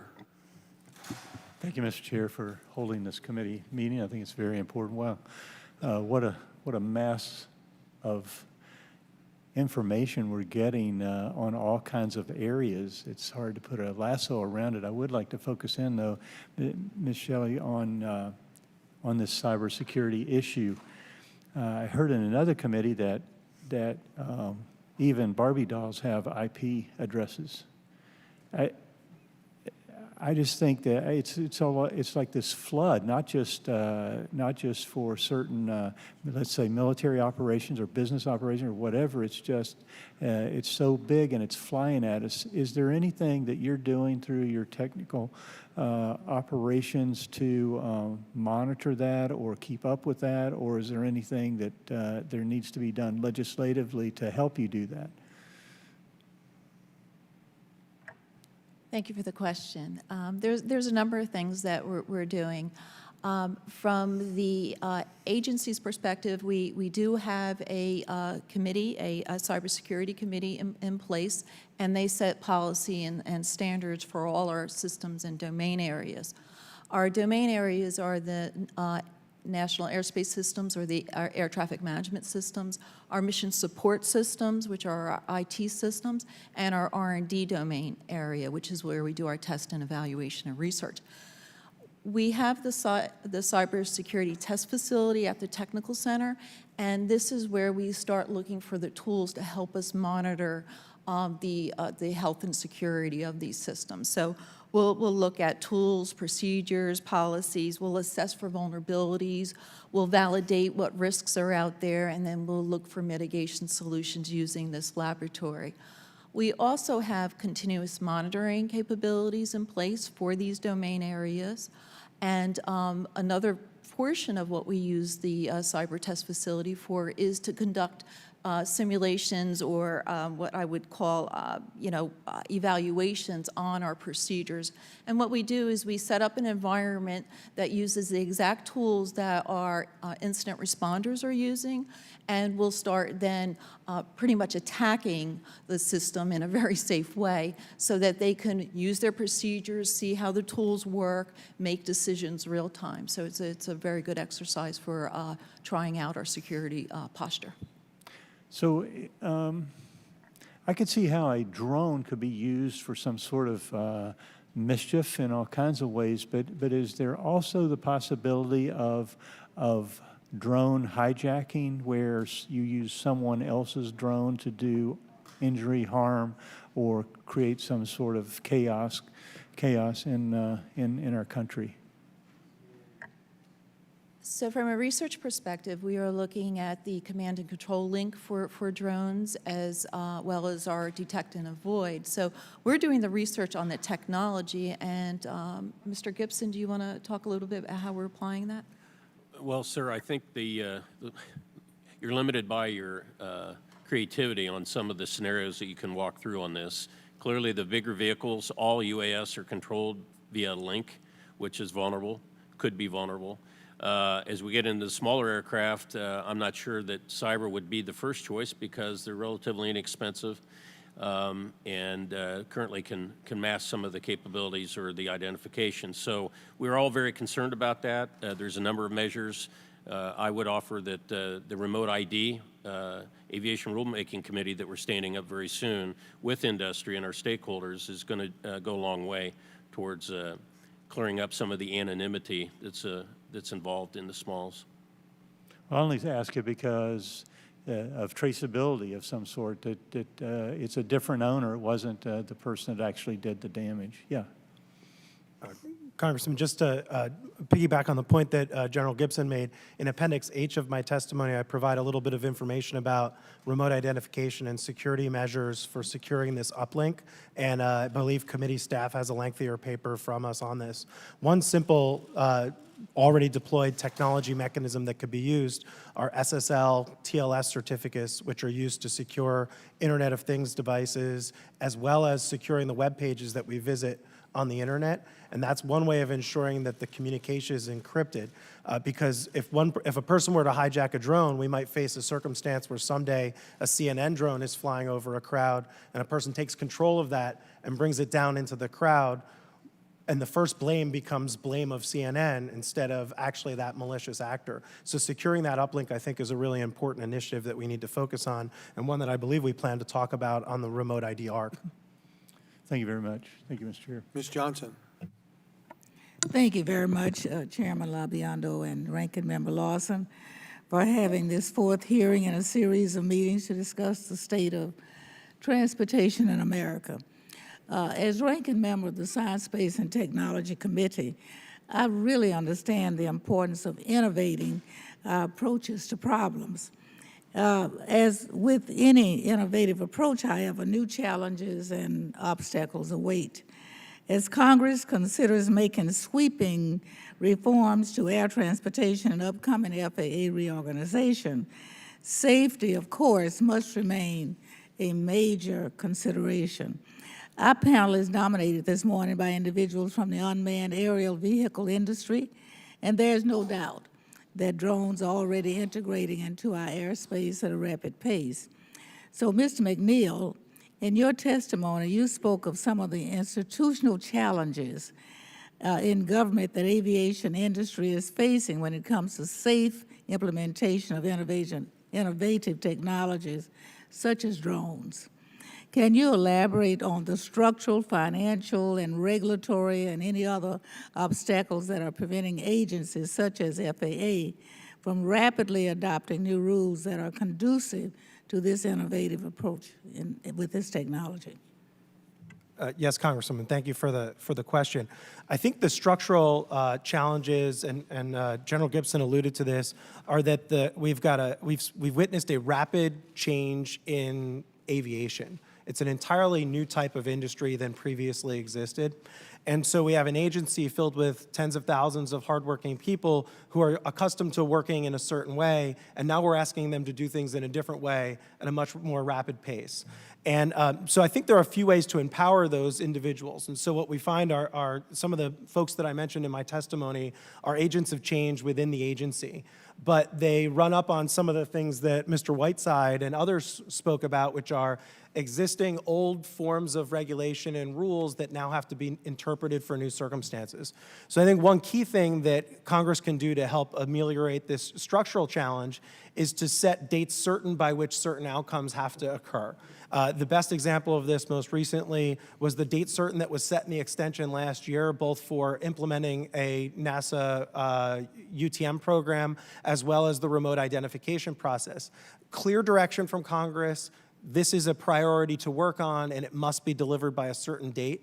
And that allows those change agents within the agency to say, listen, there's no negotiating on timelines here. We must implement this in a given period of time because Congress has told us we must do that. And oftentimes then if Congress follows on the approach side with the resources to make it happen, it really helps those change agents be able to act and understand what the priorities are. Otherwise, what we have are, the entire forest is on fire, and the question is which bush do we put out first or which tree do we put out first? This prioritization from this body, I think, is extremely helpful to the agency in knowing what the direction is and what the expectations of this committee are. Thank you very much. Mr. Moses, the idea of commercial space flight also has a really kind of an exciting and thrilling type of spirit toward it. Can you speak more to the balance that FAA's Office of Commercial Space Transportation has achieved when regulating your industry for ensuring safety while also allowing room for innovation? Yeah, that's a fantastic question, and I think I would wholeheartedly agree. The innovation of space and the dream of it is the reason why we're doing this, right? Is to allow that opportunity to others to experience that. In terms of how the AST office has worked through licensing technology or licensing process, sorry, It's like my colleagues here at the table, right? It comes down to a matter of interpretation. The rules are written, at least Part 400 is fairly new, so it is written for this industry, but it was very much written for an expendable launch vehicle type rocket stacked on a pad, launching from the coast, flying out over the ocean. And so an approach like ours, where we're launching rockets from an airplane, or companies that are launching rockets from balloons or using just balloons themselves, those rules don't directly apply. So I think the language in the AST's mandate to help the industry, allow them to kind of look for those solutions that allow you to kind of right-size an equivalent level of safety. An example for us might be in smoke detection systems, right? A rule that's written for a system that has a manned vehicle mated to the space station for months at a time needs an automated system. We're in space for 10 minutes, and an automated system is probably not applicable. So having that flexibility in the regulation is extremely helpful to innovate our approach. Thank you very much. My time's expired. Mr. Perry. Thanks, Mr. Chairman. Ms. Yak or Mr. Gibson, the short-term extension directed the FAA to establish a pilot program for the UTM, and I'm just wondering, I think it's supposed to begin this month. Is it on schedule? Will it begin this month? There's been quite a bit of work on this program, and we do have a plan in place. And Mr. Gibson. Yes, sir. We work closely with NASA and have for a number of years now.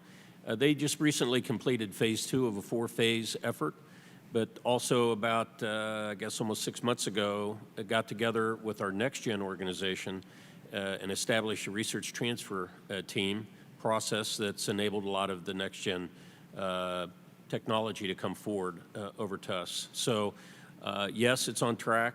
And So we'll start this month, right? That's what. So this, in April, what is due, and I didn't want to steal Mr. Gibson's thunder here, but what is due is the plan for the pilot, and yes, we are correct. The plan is due in April. Yeah. Okay, so The when program- will? The program will be defined this month, yes. Okay, so when will actual testing, so to speak, where you're actually flying vehicles based on the technology that you're considering, and when will a pilot, where most people would view, pardon the pun, because of the subject, when will that be happening? When can we expect to see something? Sir, we've already done 2 of those major tests with NASA. The first one was out in California, most recently a few months ago at Reno, and it's both includes live flying, virtual flying, and constructive flying via simulation. So they're continuing to load up the system. Okay.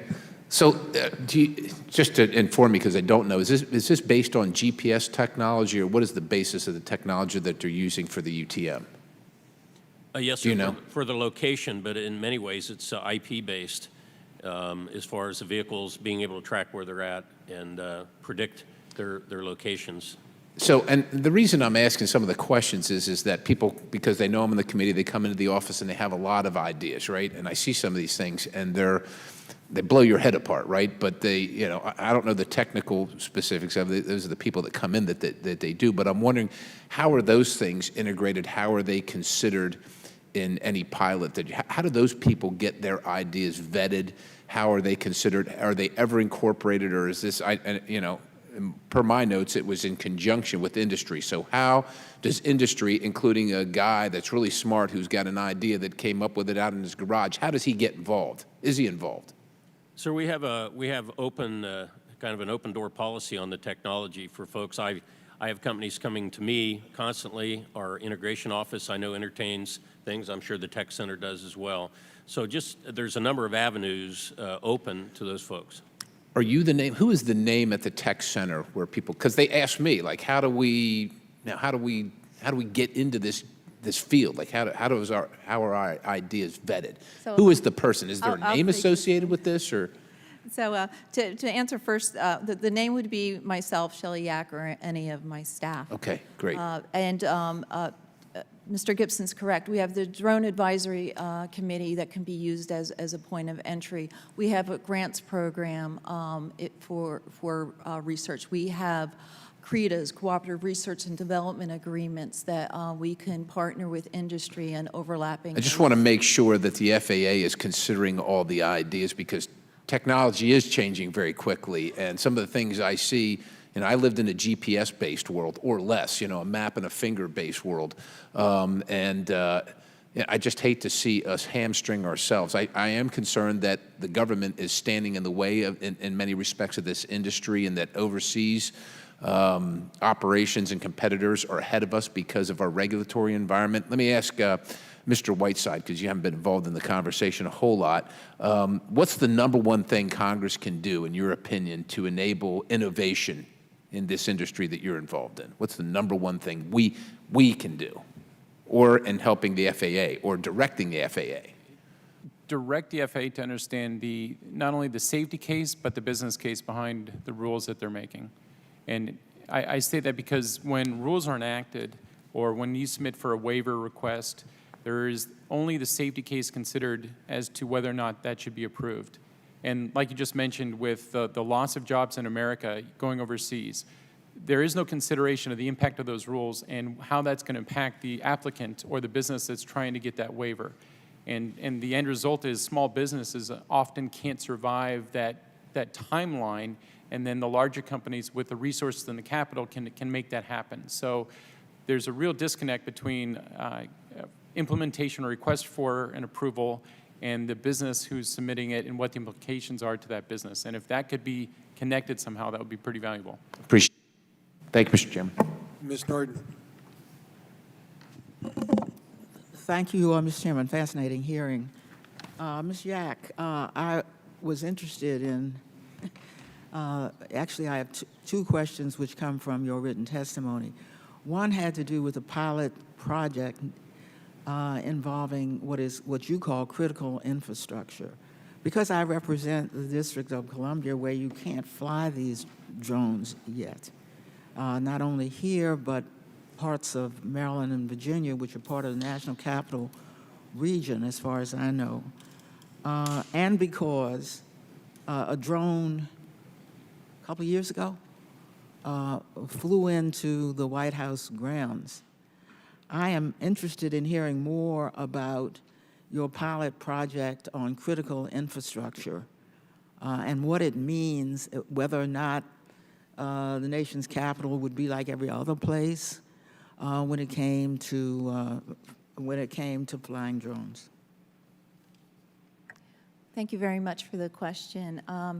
We're doing a lot of research in that area, but Mr. Gibson keeps poking me, saying, I want to take this one. I don't know if that's the case. So I'm going to turn it over to Mr. Gibson, Thank and you then for the I'll question, follow up. Congresswoman. We do have that section of language, and we've begun, actually, a good bit of that research. Specifically, the first part, we are able to use existing regulation, I think as a fallout of 9/11, to aid our federal partners. We're currently standing up airspace protection measures for over 130 sites with DOD. We have another 10 coming in from Interior, and we have 8 with Energy. So we continue to work very closely with the partners. The other part that you're probably also alluding to then, especially with the nature of this aircraft now, that we have to consider a lot of private sites, private utilities, refineries, ballparks. Airports, yeah. Yes, ma'am. 2206 is focused on the airports, and we have a whole separate effort ongoing there. But currently, but 2209 really gets down to the airspace. Of course, the vehicles can penetrate that airspace if they so choose, but we'll have the work out that will enable those trying to protect it. It's not just active measures, though. Manufacturing has worked very closely with us. They put in geofencing and things of that nature. So to your point, unless somebody really works hard flying in and around the Capitol or the White House, the vehicle won't even start now with geofencing. Yeah, it's going to be difficult, but I'm sure you can do it. Yes, ma'am. Ms. Yak, here's one for you. On page 7 of your testimony, you talk about aviation gas, and you're very candid about it. You say it is the only remaining lead-containing in transportation fuel. Very controversial. You speak about in your testimony how toxic it is when it is inhaled. But what gave me some optimism is that you go on to describe some progress with the research and even with flight test activities, even saying the year 2018. I guess my question is, when will non-lead aviation gas be ready for wide use in commercial aviation? Thank you for the question, and that was a great summary. We have been working very closely with aircraft and engine manufacturers, so that, as well as fuel producers, so that we can do this evaluation. And just as you summarized, we just finished phase one in March of last year, 2016, where we now have two sample fuels that we're testing. And we will be testing them in 19 different engine setups and performing at least 10 tests with aircraft. The results of our research will be done in the 2018 timeframe.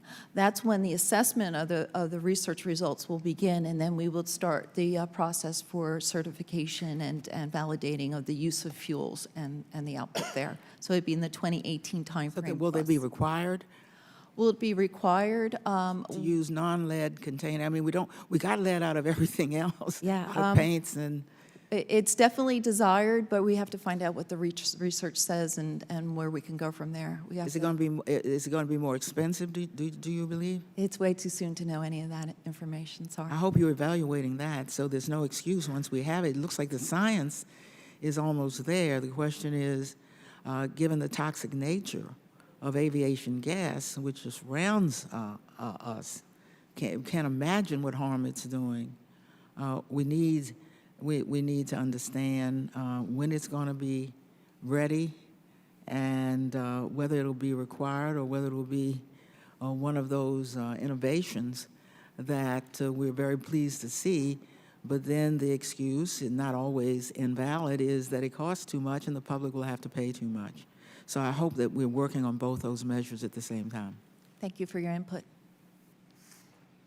Mr. Davis. Thank you, Mr. Chairman. Although I don't have a question for Mr. Cassidy, thank you, Amazon, for investing in Edwardsville, Illinois, in my district. We would love to see you grow even more. So please think about that, especially since I didn't ask you a tough question today. So remember that next time you're thinking about expansions. I do have Ms. Yak and Mr. Gibson. I've got 3 questions. The first 2, please answer quickly or I'll have to cut you off because the third one I got to get to. And first off, I want to ask you about the implementation of the Part 107 final rule, and specifically about the implementation process to request waivers for operations under that rule. As of yesterday, April 3rd, the last issuance of a waiver was on January 23rd, 2017. Is there a reason we haven't had a waiver in nearly 2 months? Sir, I haven't heard that number. Every time I check with them, it's increasing constantly, but I'll have to take that one for record. Please get back to my office on that. Thank you. It seems to me the vast majority of waivers issued by the FAA have been to allow nighttime operation, which leads me to believe that the FAA has a relatively streamlined process considering waiver requests of that nature. Are you guys at the FAA working to develop streamlined litmus tests to consider greater numbers of waivers for other operational restrictions under Part 107, such as the operational line of sight? Sir, not to simplify the problem, but I think the large number of waivers at night was most enabling, and we probably got the most requests in that area. Beyond visual line of sight is much more complex. It's open for waiver, and we've done a few. But the mitigations are significant. Where they're going to operate and those kind of things are considered each time. Where we can, we pass those lessons learned back to the community. In other words, these are the ones that were approved. Here's the things we look at. We're trying to continue to inform as we work through the process. Great, great. I mean, keep in mind, as we look at technology and we look at disaster relief, obviously, these are things that need to be taken into consideration on that rule. One concern raised to me by a constituent actually relates to the operation of UAS and controlled airspace. Under Part 107, that permission was to come from the Air Traffic Control Tower. Quoting from the rule summary as published in the Federal Register on June 28th of 2016, in considering whether to grant permission to a small UAS to fly in controlled airspace, ATC will consider the specific nature of the small UAS operation and the risk the operation poses to other air traffic in that controlled airspace. ATC facilities have the authority to approve or deny aircraft operations based on traffic density, controller workload, communications issues, or any other type of operation that would potentially impact the safe and expeditious flow of air traffic. However, on October 23rd of this past year, a new FAA order, JO 7200.23, was issued instructing local ATC personnel how to handle UAS calls to their facilities, including both hobbyist and commercial operators. And what this states is, in the event of a Part 107 operator contacts, in the event a Part 107 operator contacts an ATC facility directly for authorization, the facility must not issue authorization. The facility must direct the operator to the FAA UAS website, faa.gov/UAS. Now, Ms. Yak and Mr. Gibson, this order seems to contradict what the initial intent under Part 107 was as it relates to requests for operators of UAS to operate in controlled airspace and has discouraged many operators. Can you explain why this step was taken, and why the FAA doesn't believe local personnel are prepared to make this determination on a case-by-case basis when it was clearly our intent to do that? Sir, I probably should be more informed on that wording, but I've not heard it before this, so I'll have to take that one for the record as well. I will comment that we're in the process of gridding out all the airspace for around our airports, working with Mr. McNeil here and his peers to automate much of those, many, if not all of those approvals over time. We hope to have an initial capability by the end of the year.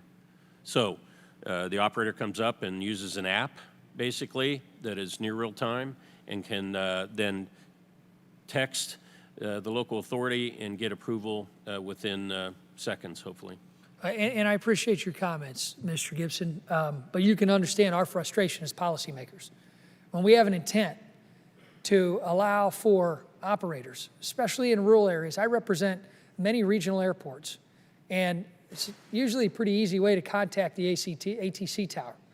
And why can't, on a case-by-case basis, these things be offered as approved? I mean, people are trying to do the right thing, to implement this technology, be it a hobbyist or be it for commercial reasons.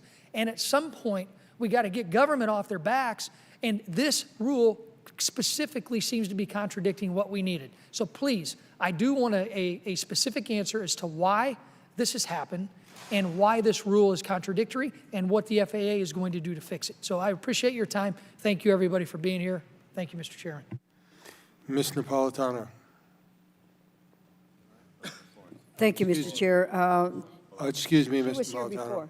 Well, Ms. Lawrence. Thank you, Mr. Chairman. Mr. Whiteside, can you tell the subcommittee how drones are producing jobs around the country?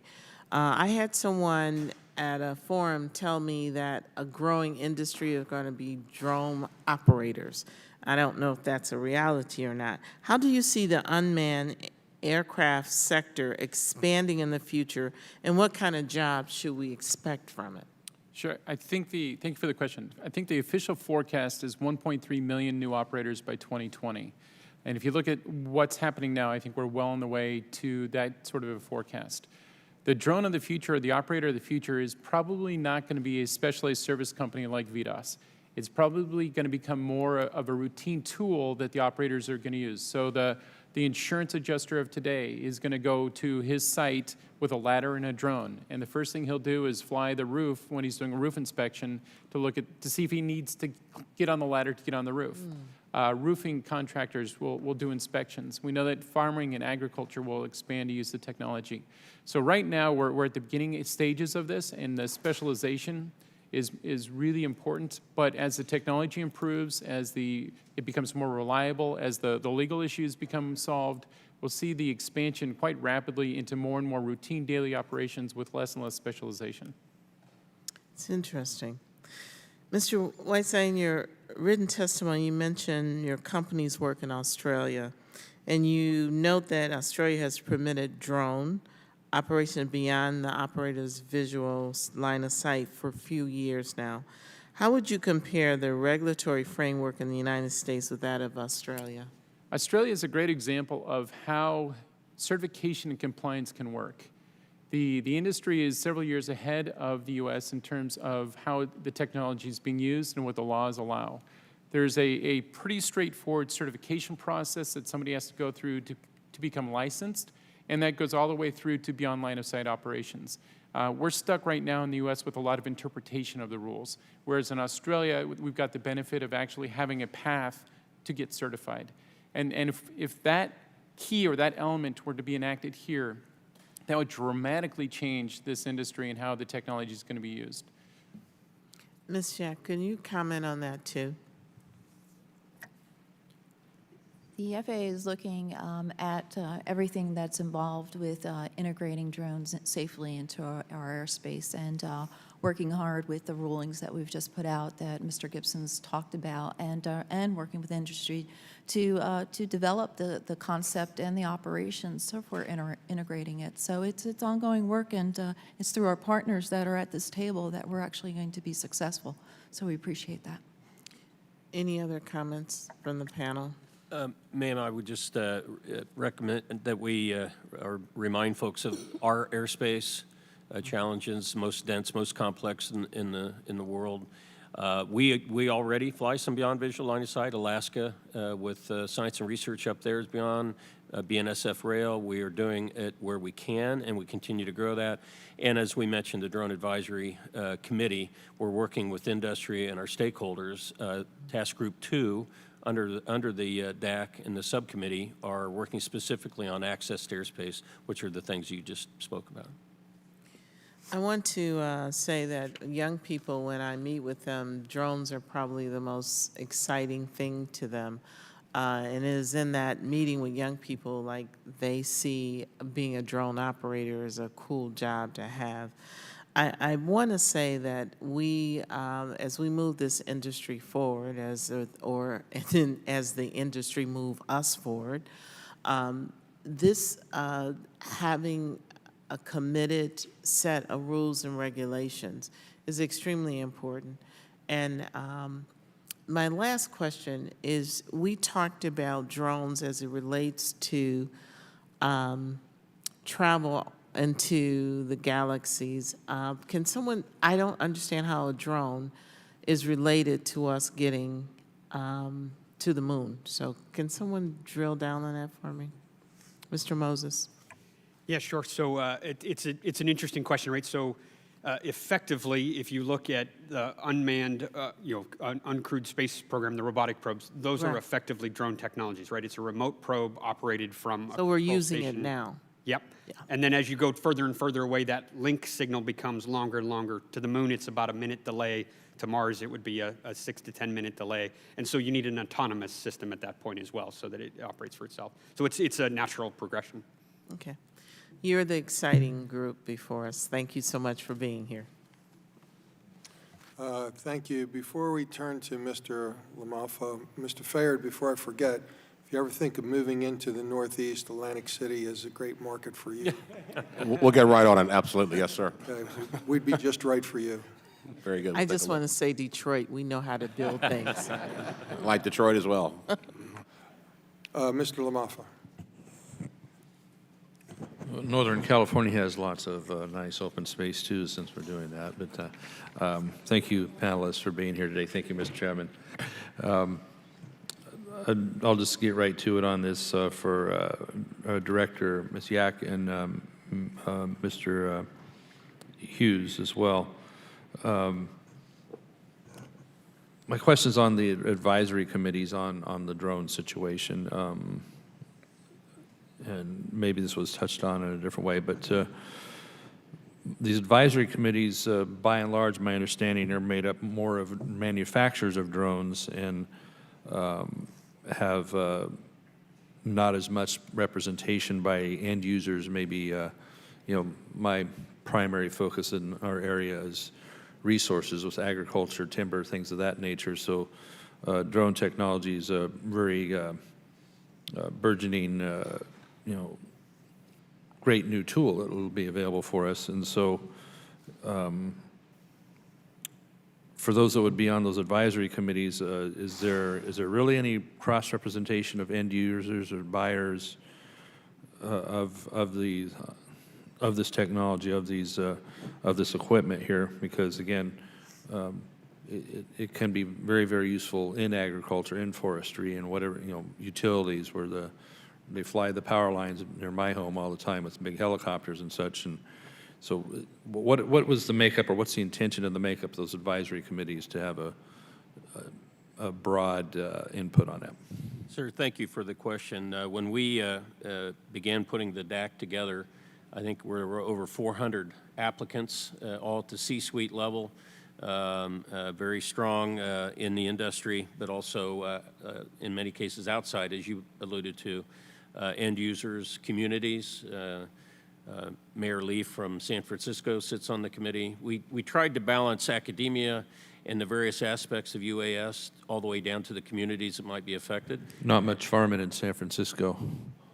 Pardon? Not much farming in San Francisco. Oh, yes, sir. To your point, Precision Hawk, I know, is involved in that industry heavily.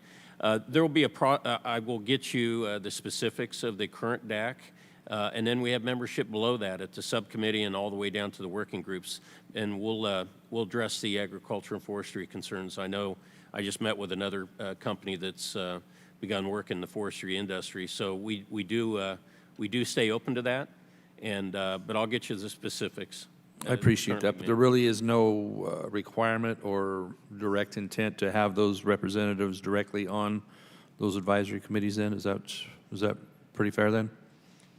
Sir, we tried to balance as best we could. It wasn't that we omitted anybody. We just did the best with what we had at the time. We'll talk a little more about the balance. What are how many are on, how many members on that, and what have you been looking for so far to provide this balance? Well, again, sir, I probably could provide the answer better in detail, but there was manufacturing, there were operators, there are communities, there's academia, and we took 400 down to about 35 representatives on the DAC itself. The subcommittee is much larger and probably balanced maybe a little bit differently, but we opened it up. Essentially, there's over 70 members of the subcommittee that does a lot of the work, and then there's now 3 task groups organized: roles and responsibilities, access to airspace, and the last one is funding. Okay. Well, I understand how if subcommittees or committees get too large, it's hard to have a lot of input here. But I look forward to that information from you on that, on the criteria for the makeup as well as the makeup of the committees and subcommittees. One more question too. We would want to see the possibility, or what would it take for beyond line of sight applications? And again, when we're talking about in these very rural areas with agriculture and timber, especially timber management. So you're talking mountainous areas here, and we have other issues going on with being able to have them fire safe, or we need to do cleanup work around utility lines, have the buffer zone between trees and other foliage. So that'd be a very important and very usable technology for maintaining those transmission lines, as well as other agriculture and ranching, remote areas. So what do you see on being able to improve that situation, not have it just be visual line of sight and operating the drone equipment? Yes, sir. Well, we're continuing to lean forward in that area. I know, as I mentioned, I won't advertise the company name necessarily, but they're with a number of the forestry companies now and are out there for blight inspection initially, and then application of herbicides, insecticides. So there's companies that are beginning to penetrate that market, if you will, with us, and I'm sure we'll see more in the future. I mean, regulatorily though, there's restrictions on things being more than line of sight. And I know I need to go here, Mr. Chairman, but if you can do you have like just 5 seconds on that? Because line of sight is a restriction. Yes, sir. Certainly rural is less risk considerations, but anytime it leaves your line of sight, you need to have other mitigation factors, like we said, sense and avoid and those kind of things. It gets a little bit more complex. Thank you. Thank you, Mr. Chairman. Ms. Titus. Thank you, Mr. Chairman. Just following up on that point, we hear a lot about the need to do regulation for flying beyond line of sight, too. I hear it from the power company, wanting to look at power lines, for delivery, for firefighting. So I would encourage you to keep us posted and let us know how we can move forward more expeditiously with that as well. I'd like to ask Ms. Jack and Mr. Gibson, too, some more about the test sites. Well, we fought very hard for Nevada to be one of the test sites, and I know a lot of the work there with NASA is going on. But what I'm curious to know is how much you're using data that's gathered by what's happening at the test site to inform the regulatory or decision-making process at the federal level. Are we really taking advantage of that data that's being generated, or is it just going on a shelf somewhere? Thank you for that question. At the Technical Center, we manage the agreements with the test sites. And there's a number of things that we have in place. For instance, on a quarterly basis and annually, they provide us the research results that they've accomplished in that quarter and for the year. Twice a year, we also have technical interchange meetings where they come and present what they have done. We, too, are using the test sites for a lot of our work, such as the UAS detection at airports work. And what the test sites are doing are collecting the flight data information as well as the research data and providing that information to the Technical Center. We pull it together. Like, for instance, there's been 8,000 flights since we started collecting that data, which was in 2015. So the areas of research have been from noise to detect and avoid, and quite a few critical infrastructure inspections. We talked about that. What we're doing with the research results is that we're pulling them together and making them available, particularly for the other test sites to be able to use it as a point of reference as they start doing their research. Mr. Gibson? Yeah. I concur with what Shelley stated. We continue, I think, to firm up our work with the test sites. Good. And as she mentioned, I know in the counter UAS piece that I've been working on, they've done all the support for that. Great. Well, I'm glad to hear that. My other question that would just go to the panel generally is that the current administration seems to have the position that regulation is hurting innovation. They have this new policy that sounds like a happy hour special in my district of Las Vegas. You 2 for 1, for every one new one, you got to get rid of 2 of the old ones. So I'm wondering if that's really a good policy when it comes to the kind of things that you all are working on as we try to move this industry forward. It's an arbitrary rule. Does that really make any sense? Anybody comment on that? Man, that's a very good question, and I think that's, when we look at what the net result of these regulations and for beyond visual line of sight that we were just talking about and other things, it's safe integration.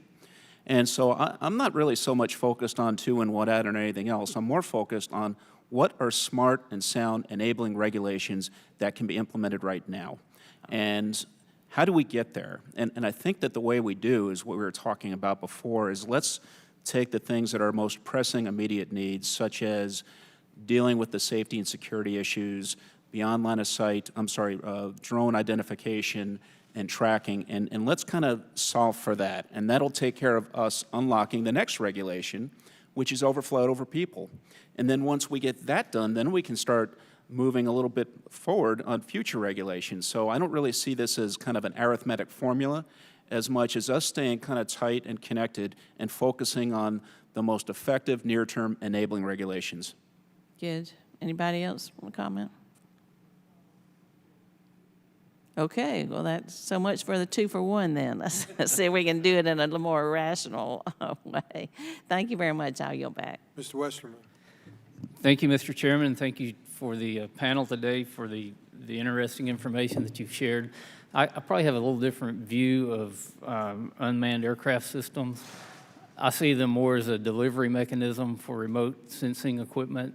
I come from an engineering and forestry background, and I've seen the evolution of remote sensing over time. I saw us going from having to have field crews on the ground to do topographic surveys to being able to do flyovers with airplanes and take aerial surveys to do topographic mapping. I've seen us use satellite imagery to pick up on information in forestry stands. And really, as the remote sensing has improved, UAS has become a vehicle to deliver that remote sensing technology. And I also understand there's other commercial uses for it, like with Amazon with deliveries, but still remote sensing plays a critical role in that because you've got to determine the geolocation of the vehicle, and also you've got to avoid things as you're flying to deliver packages. So in rural areas and in parts of industry, there's just a huge upper limit of where these things can be used. But Mr. Cassidy, in your testimony, you mentioned that the need for federal and state and local governments to work together in ensuring that UASs are not over-regulated to create a patchwork. Can you explain how that would be detrimental to your business and also to some of these other businesses that are located in more rural areas? Certainly, and thank you for that question. I think it really just comes down to one word, and that's uniformity. And if we were to have to conduct operations where block by block, neighborhood by neighborhood, the access rules changed, you can imagine how complicated that would be. And so that's why, as part of the statement, we basically pointed towards the FAA and said, the FAA manages the airspace and operations and aircraft in a very uniform manner right now in manned aviation. There should be that equivalent kind of level of management and oversight for unmanned aviation. And that is something that will not only actually help safety, but it's also something that will keep from, blocking the absolute potential massive growth for this industry. And that applies for everybody here. It's not just about drones. It's about commercial space. It's about all kinds of different applications. We need one consistent application of the way that airspace is managed. And you, let me follow up with Mr. Cassidy. You advocated for no-fly zones over sensitive fixed-site facilities, which I totally understand that. There are a lot of places, even in rural areas, where you would want no-fly zones. But how do you suggest that you have no fly zones yet you don't create this patchwork of regulations as you discussed? Is it possible to do that with technology where you just block out the vehicles from certain areas? Well, I think that, thank you for the following question. I think the answer to that is yes, and a little bit of it is kind of rooted in what we just talked about before, and that's working with the Airspace Authority, the FAA, who has the responsibility over navigable airspace. But the other part is about performance-based standards and safety regulations that dictate, look, if you have a very complex operation and you're going to be working around a city, and that city has certain sensitive places, you have to have a demonstrated level of system performance that can assure that you won't stray too far from where you're telling people that you're going to be. So I think part of it is kind of regulatory authority, but also certainly part of it is technology and defining clear standards that tell us what level of accuracy, what level of precision do we have to conduct safe operations, especially around those sensitive areas. And Mr. Whiteside, did you have a comment? Yes, thank you. One item that we really haven't talked to today is along the lines of standardization. Right now in the United States, I think when I track the laws, we're tracking something like 315 laws throughout the United States that have some sort of potential state-level implication on drone regulations. And we get into real issues when I speak to constituents in Oregon about, what am I going to do with the drone over my backyard? Where does my privacy or where does my airspace begin? So we really have to deal with the idea and the concept of federal preemption and get that very clearly defined for the state legislatures and the communities that are out there that are wondering what is this all going to mean too, from a standardization and implementation standpoint, which is real in the eyes of the people that are around this country. And just a few seconds left, Mr. Fayard, thank you for being in Little Rock. I'd like to be able to see you get into even some smaller cities. Maybe I can follow up with you later on that. And Ms. Jack, just a quick question. Can you describe where the Tech Center's role begins and ends in research and development, and at what point technology or programs handed over to the FAA's operational? You may have to answer that off the record and submit it. My time has expired. Go ahead. Okay, because it's my favorite topic. Our research begins at the ground, looking at pavement. It moves into the air through air traffic management, new entrants like UAS, commercial space. It works on the aircraft, from fire safety to the structural It affects weather forecasting. We do weather, we do icing, we do human factors research. So we do research across the whole gamut of the air industry, and our goal is to understand it better and get it out there working as quickly as we can. Thank you, Mr. Chairman. Thanks, Ms. Napolitano. Thank you, Mr. Chairman, and I was very interested in all the testimony. To the witnesses, I have a district that includes the San Gabriel Mountains and LA County. We've had tremendous issues with drought, and we had a very heavy forest fire, threatened homes and evacuated thousands of people. The Los Angeles County Fire Department was forced to stop aerial firefighting due to presence of private air drones. What can you say about what is being done or can be done to prevent or stop the drones from emergency sites where they cause interference? Well, ma'am, if you were talking specifically firefighting, we work very closely with Interior. Mr. Mark Bathrick is a good friend of mine. He runs our aviation section, and in fact, we're working on a challenge that they have now. But we work with them. I know AirMap also has worked with them to put out airspace warnings much more quickly than it's been done in the past to tell everybody to stay clear. And then also, if you're even alluding to law enforcement and first responders and those kind of things, we're also pursuing ways of getting a notification out through air traffic. It would be nice in California, we have the public access television channels, all cities have them, that you might be able to send the message about how it should be operating under circumstances that might threaten other folks. Then I recognize the use of unmanned systems by first responders provides an effective opportunity to help them, the firefighters, the police, and the emergency personnel. Federal government helped or hindered the ability of local and state agencies to use unmanned systems. I'm sorry, ma'am, what was the question? Has the federal government helped to hinder the ability of local and state agencies to use our unmanned systems?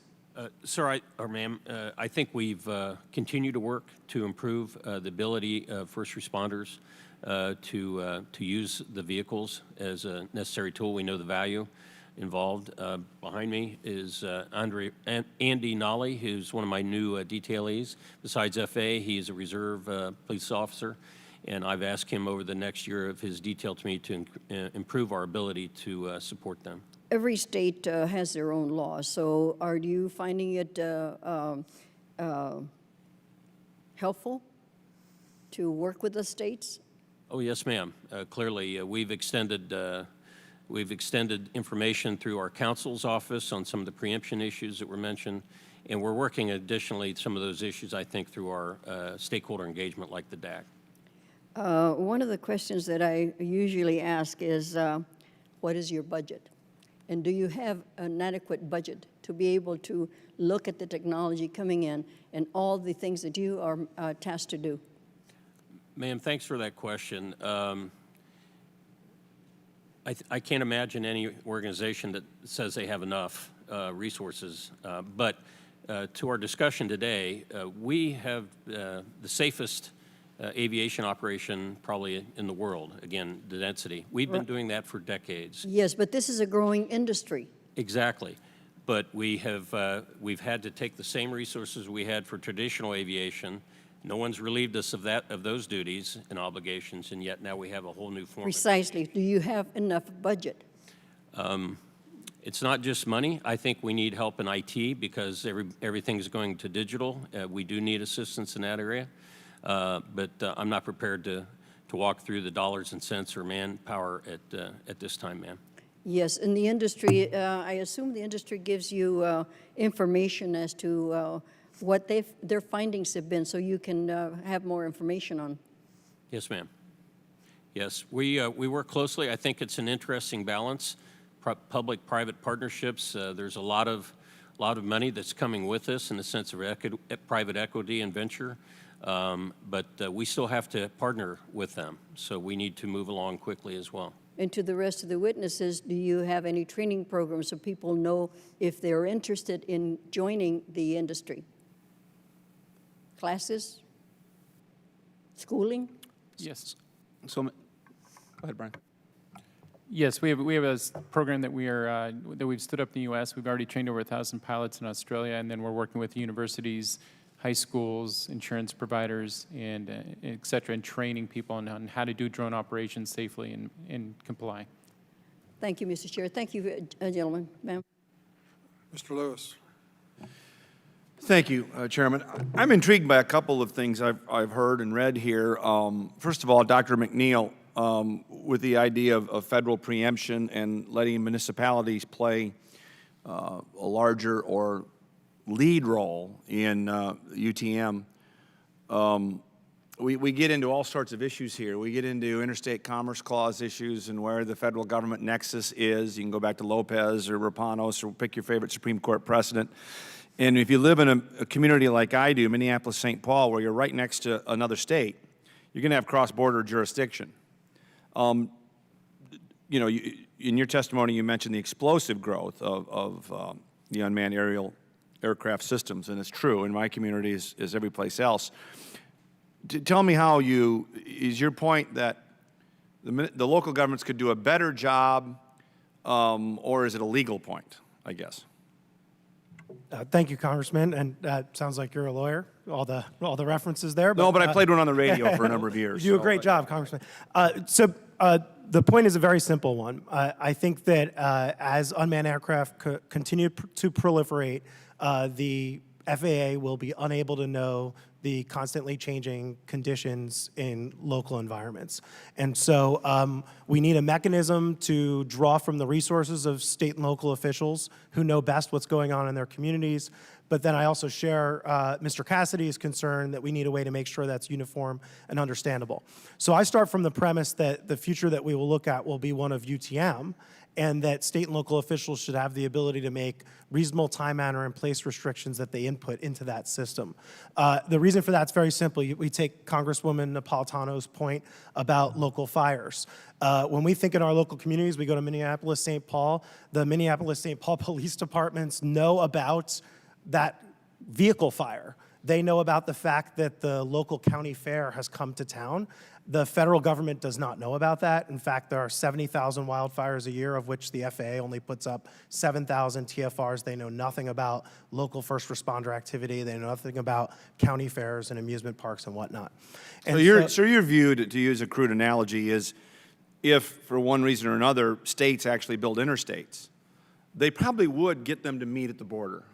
I think the easier analogy, Congressman, I like that one though, is that if we expected the Federal Department of Transportation to make rules about which street corners got stop signs and which ones got yield signs, we would move nowhere. Okay.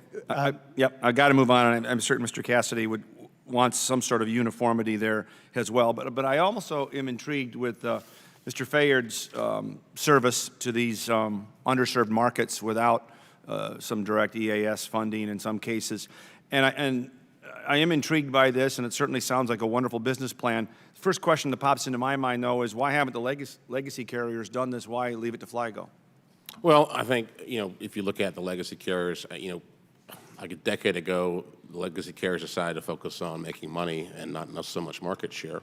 So when you look at the communities and the way the model legacy carrier operates with very large aircraft that are, there's some labor relations situations thrown in there as well. But if you look at, again, I made this point earlier, the gauge of aircraft is consistently going up.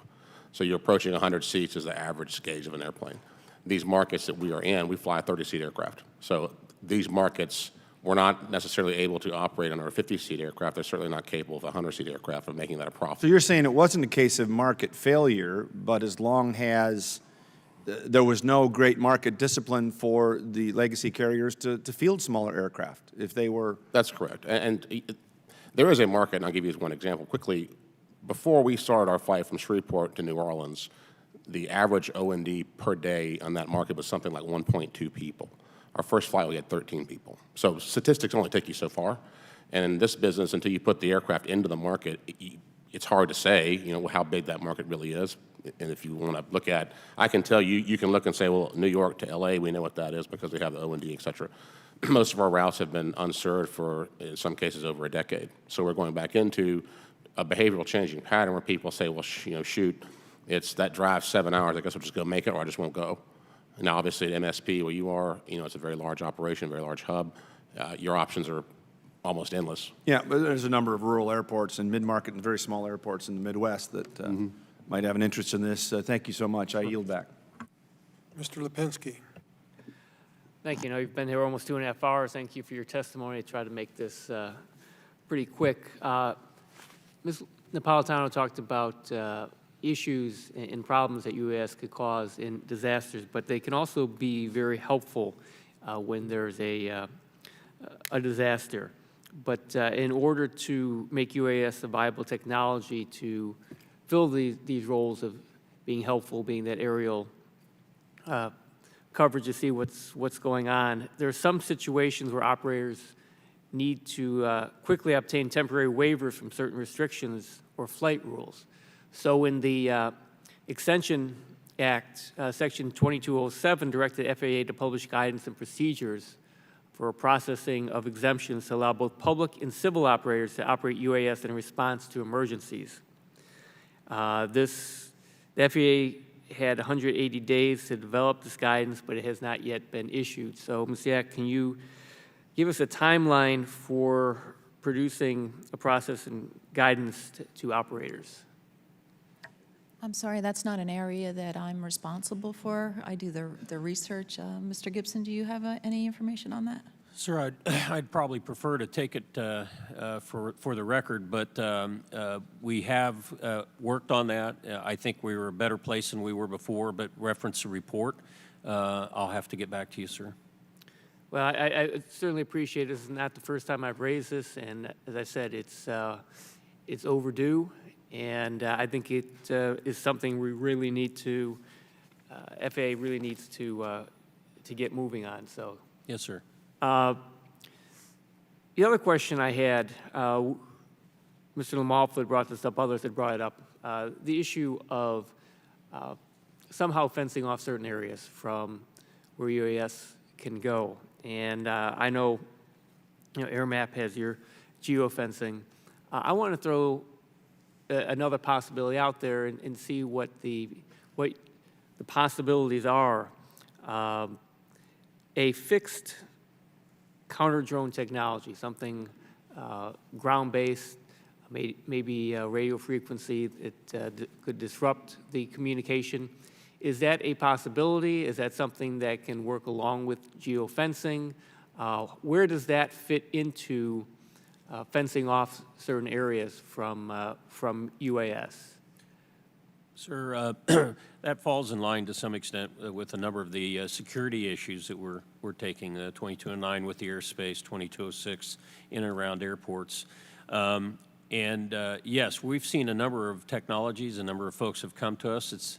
It's in my mind, not going to be one silver bullet. It's going to be a layered approach. The more opportunities you have, the safer we'll be. But our report will be done probably early fall, late summer on some of those standards. But we have looked at radar, RF, EO as well, geofencing, and the other manufacturing technologies to help keep folks out. We've seen everything from jamming to Wi-Fi interception of the signal. So there's a number of technologies, and that's why we're working closely with DoD, which has had this problem forward for some time, and DHS, as far as making sure we're talking across each front in our exercises that we're doing. So you're looking at all those, and you will we already have in many cases, yes, sir. And I know DHS even has another large exercise or test, if you will, coming up, partnered with the Army in New Orleans mid-month. And when do you expect? Our report, we're going to conclude Dallas at the end of the month. Then we have a lot of composition and review that we have to do on the data. We're hoping by early fall that'll be ready for submission. Right. I think our timeline for 2206 is the end of December, but I think we'll be a few months ahead of that. All right. Thank you. I'll yield back. Thank you. Coming back to the tech center, Ms. Yak, we talked about cybersecurity a little bit today, and it certainly has become a growing risk affecting businesses and consumers. We receive daily reports of cyber attacks being carried out by both individuals and state actors. Very fortunately, up to this point in time, the aviation industry has yet to experience a cyber catastrophe. In this unclassified setting, could you tell us anything about how the FAA and the work being performed at the Tech Center is addressing cybersecurity threats in the national airspace system, and what you think is required to stay ahead of the problem of hostile actors? Thank you, Chairman, for the question. I would divide that question into two parts and how we're addressing it. Earlier, I mentioned the cybersecurity test facility and some of the work that we do in support of our information monitoring capabilities, as well as evaluating the tools and procedures for vulnerability assessments on our national airspace system and our information systems, our mission support systems. So we have a process in place that, utilizing that labs, will check for vulnerabilities, we'll assess risk against those vulnerabilities, and then we'll start testing what the mitigation solutions are from a system perspective. And then we'll test that out in the laboratories. Now, if we move over to the aircraft itself, we are looking at the aircraft because that's becoming more and more IP-based also, and we're looking to put the same type of structure in place for the aircraft systems. Again, assessing vulnerabilities, looking at the risks, and doing mitigation for protection. We've partnered up with the Department of Homeland Security on their cybersecurity initiative on the aircraft, and we're sharing resources, tools, and DHS has actually gotten us a Boeing 757, which is located on our ramp and is now a test article for that type of testing. So we look at it from an aircraft perspective, and we also look at it from a system perspective. Thank you. Okay, thank you. We got everybody. Mr. Webster, you okay? Okay. This was extremely informative and helpful, I believe, to all of our witnesses. Thank you for being here. Thank you for your expertise and what you bring to help solve the problems, and the committee stands adjourned. Probably talked too much. Oh, well. Now to go home and now I get to go take my beating. What did you say? I lost my mind. I'm sorry. This is a cold. How much did you want to? I heard you ask. He is there to sit on you. Yeah, well, you know. Hey, I kind of got a little bit of clearance explaining it the way I did. Hey, we still do the everyday stuff. Nobody's relieved us. Nobody's relieved us of that. So how do you take this whole new form of aviation without anything? The real answer I'll leave the answer to you. depends on when you want things. Yeah. Hey, Brian.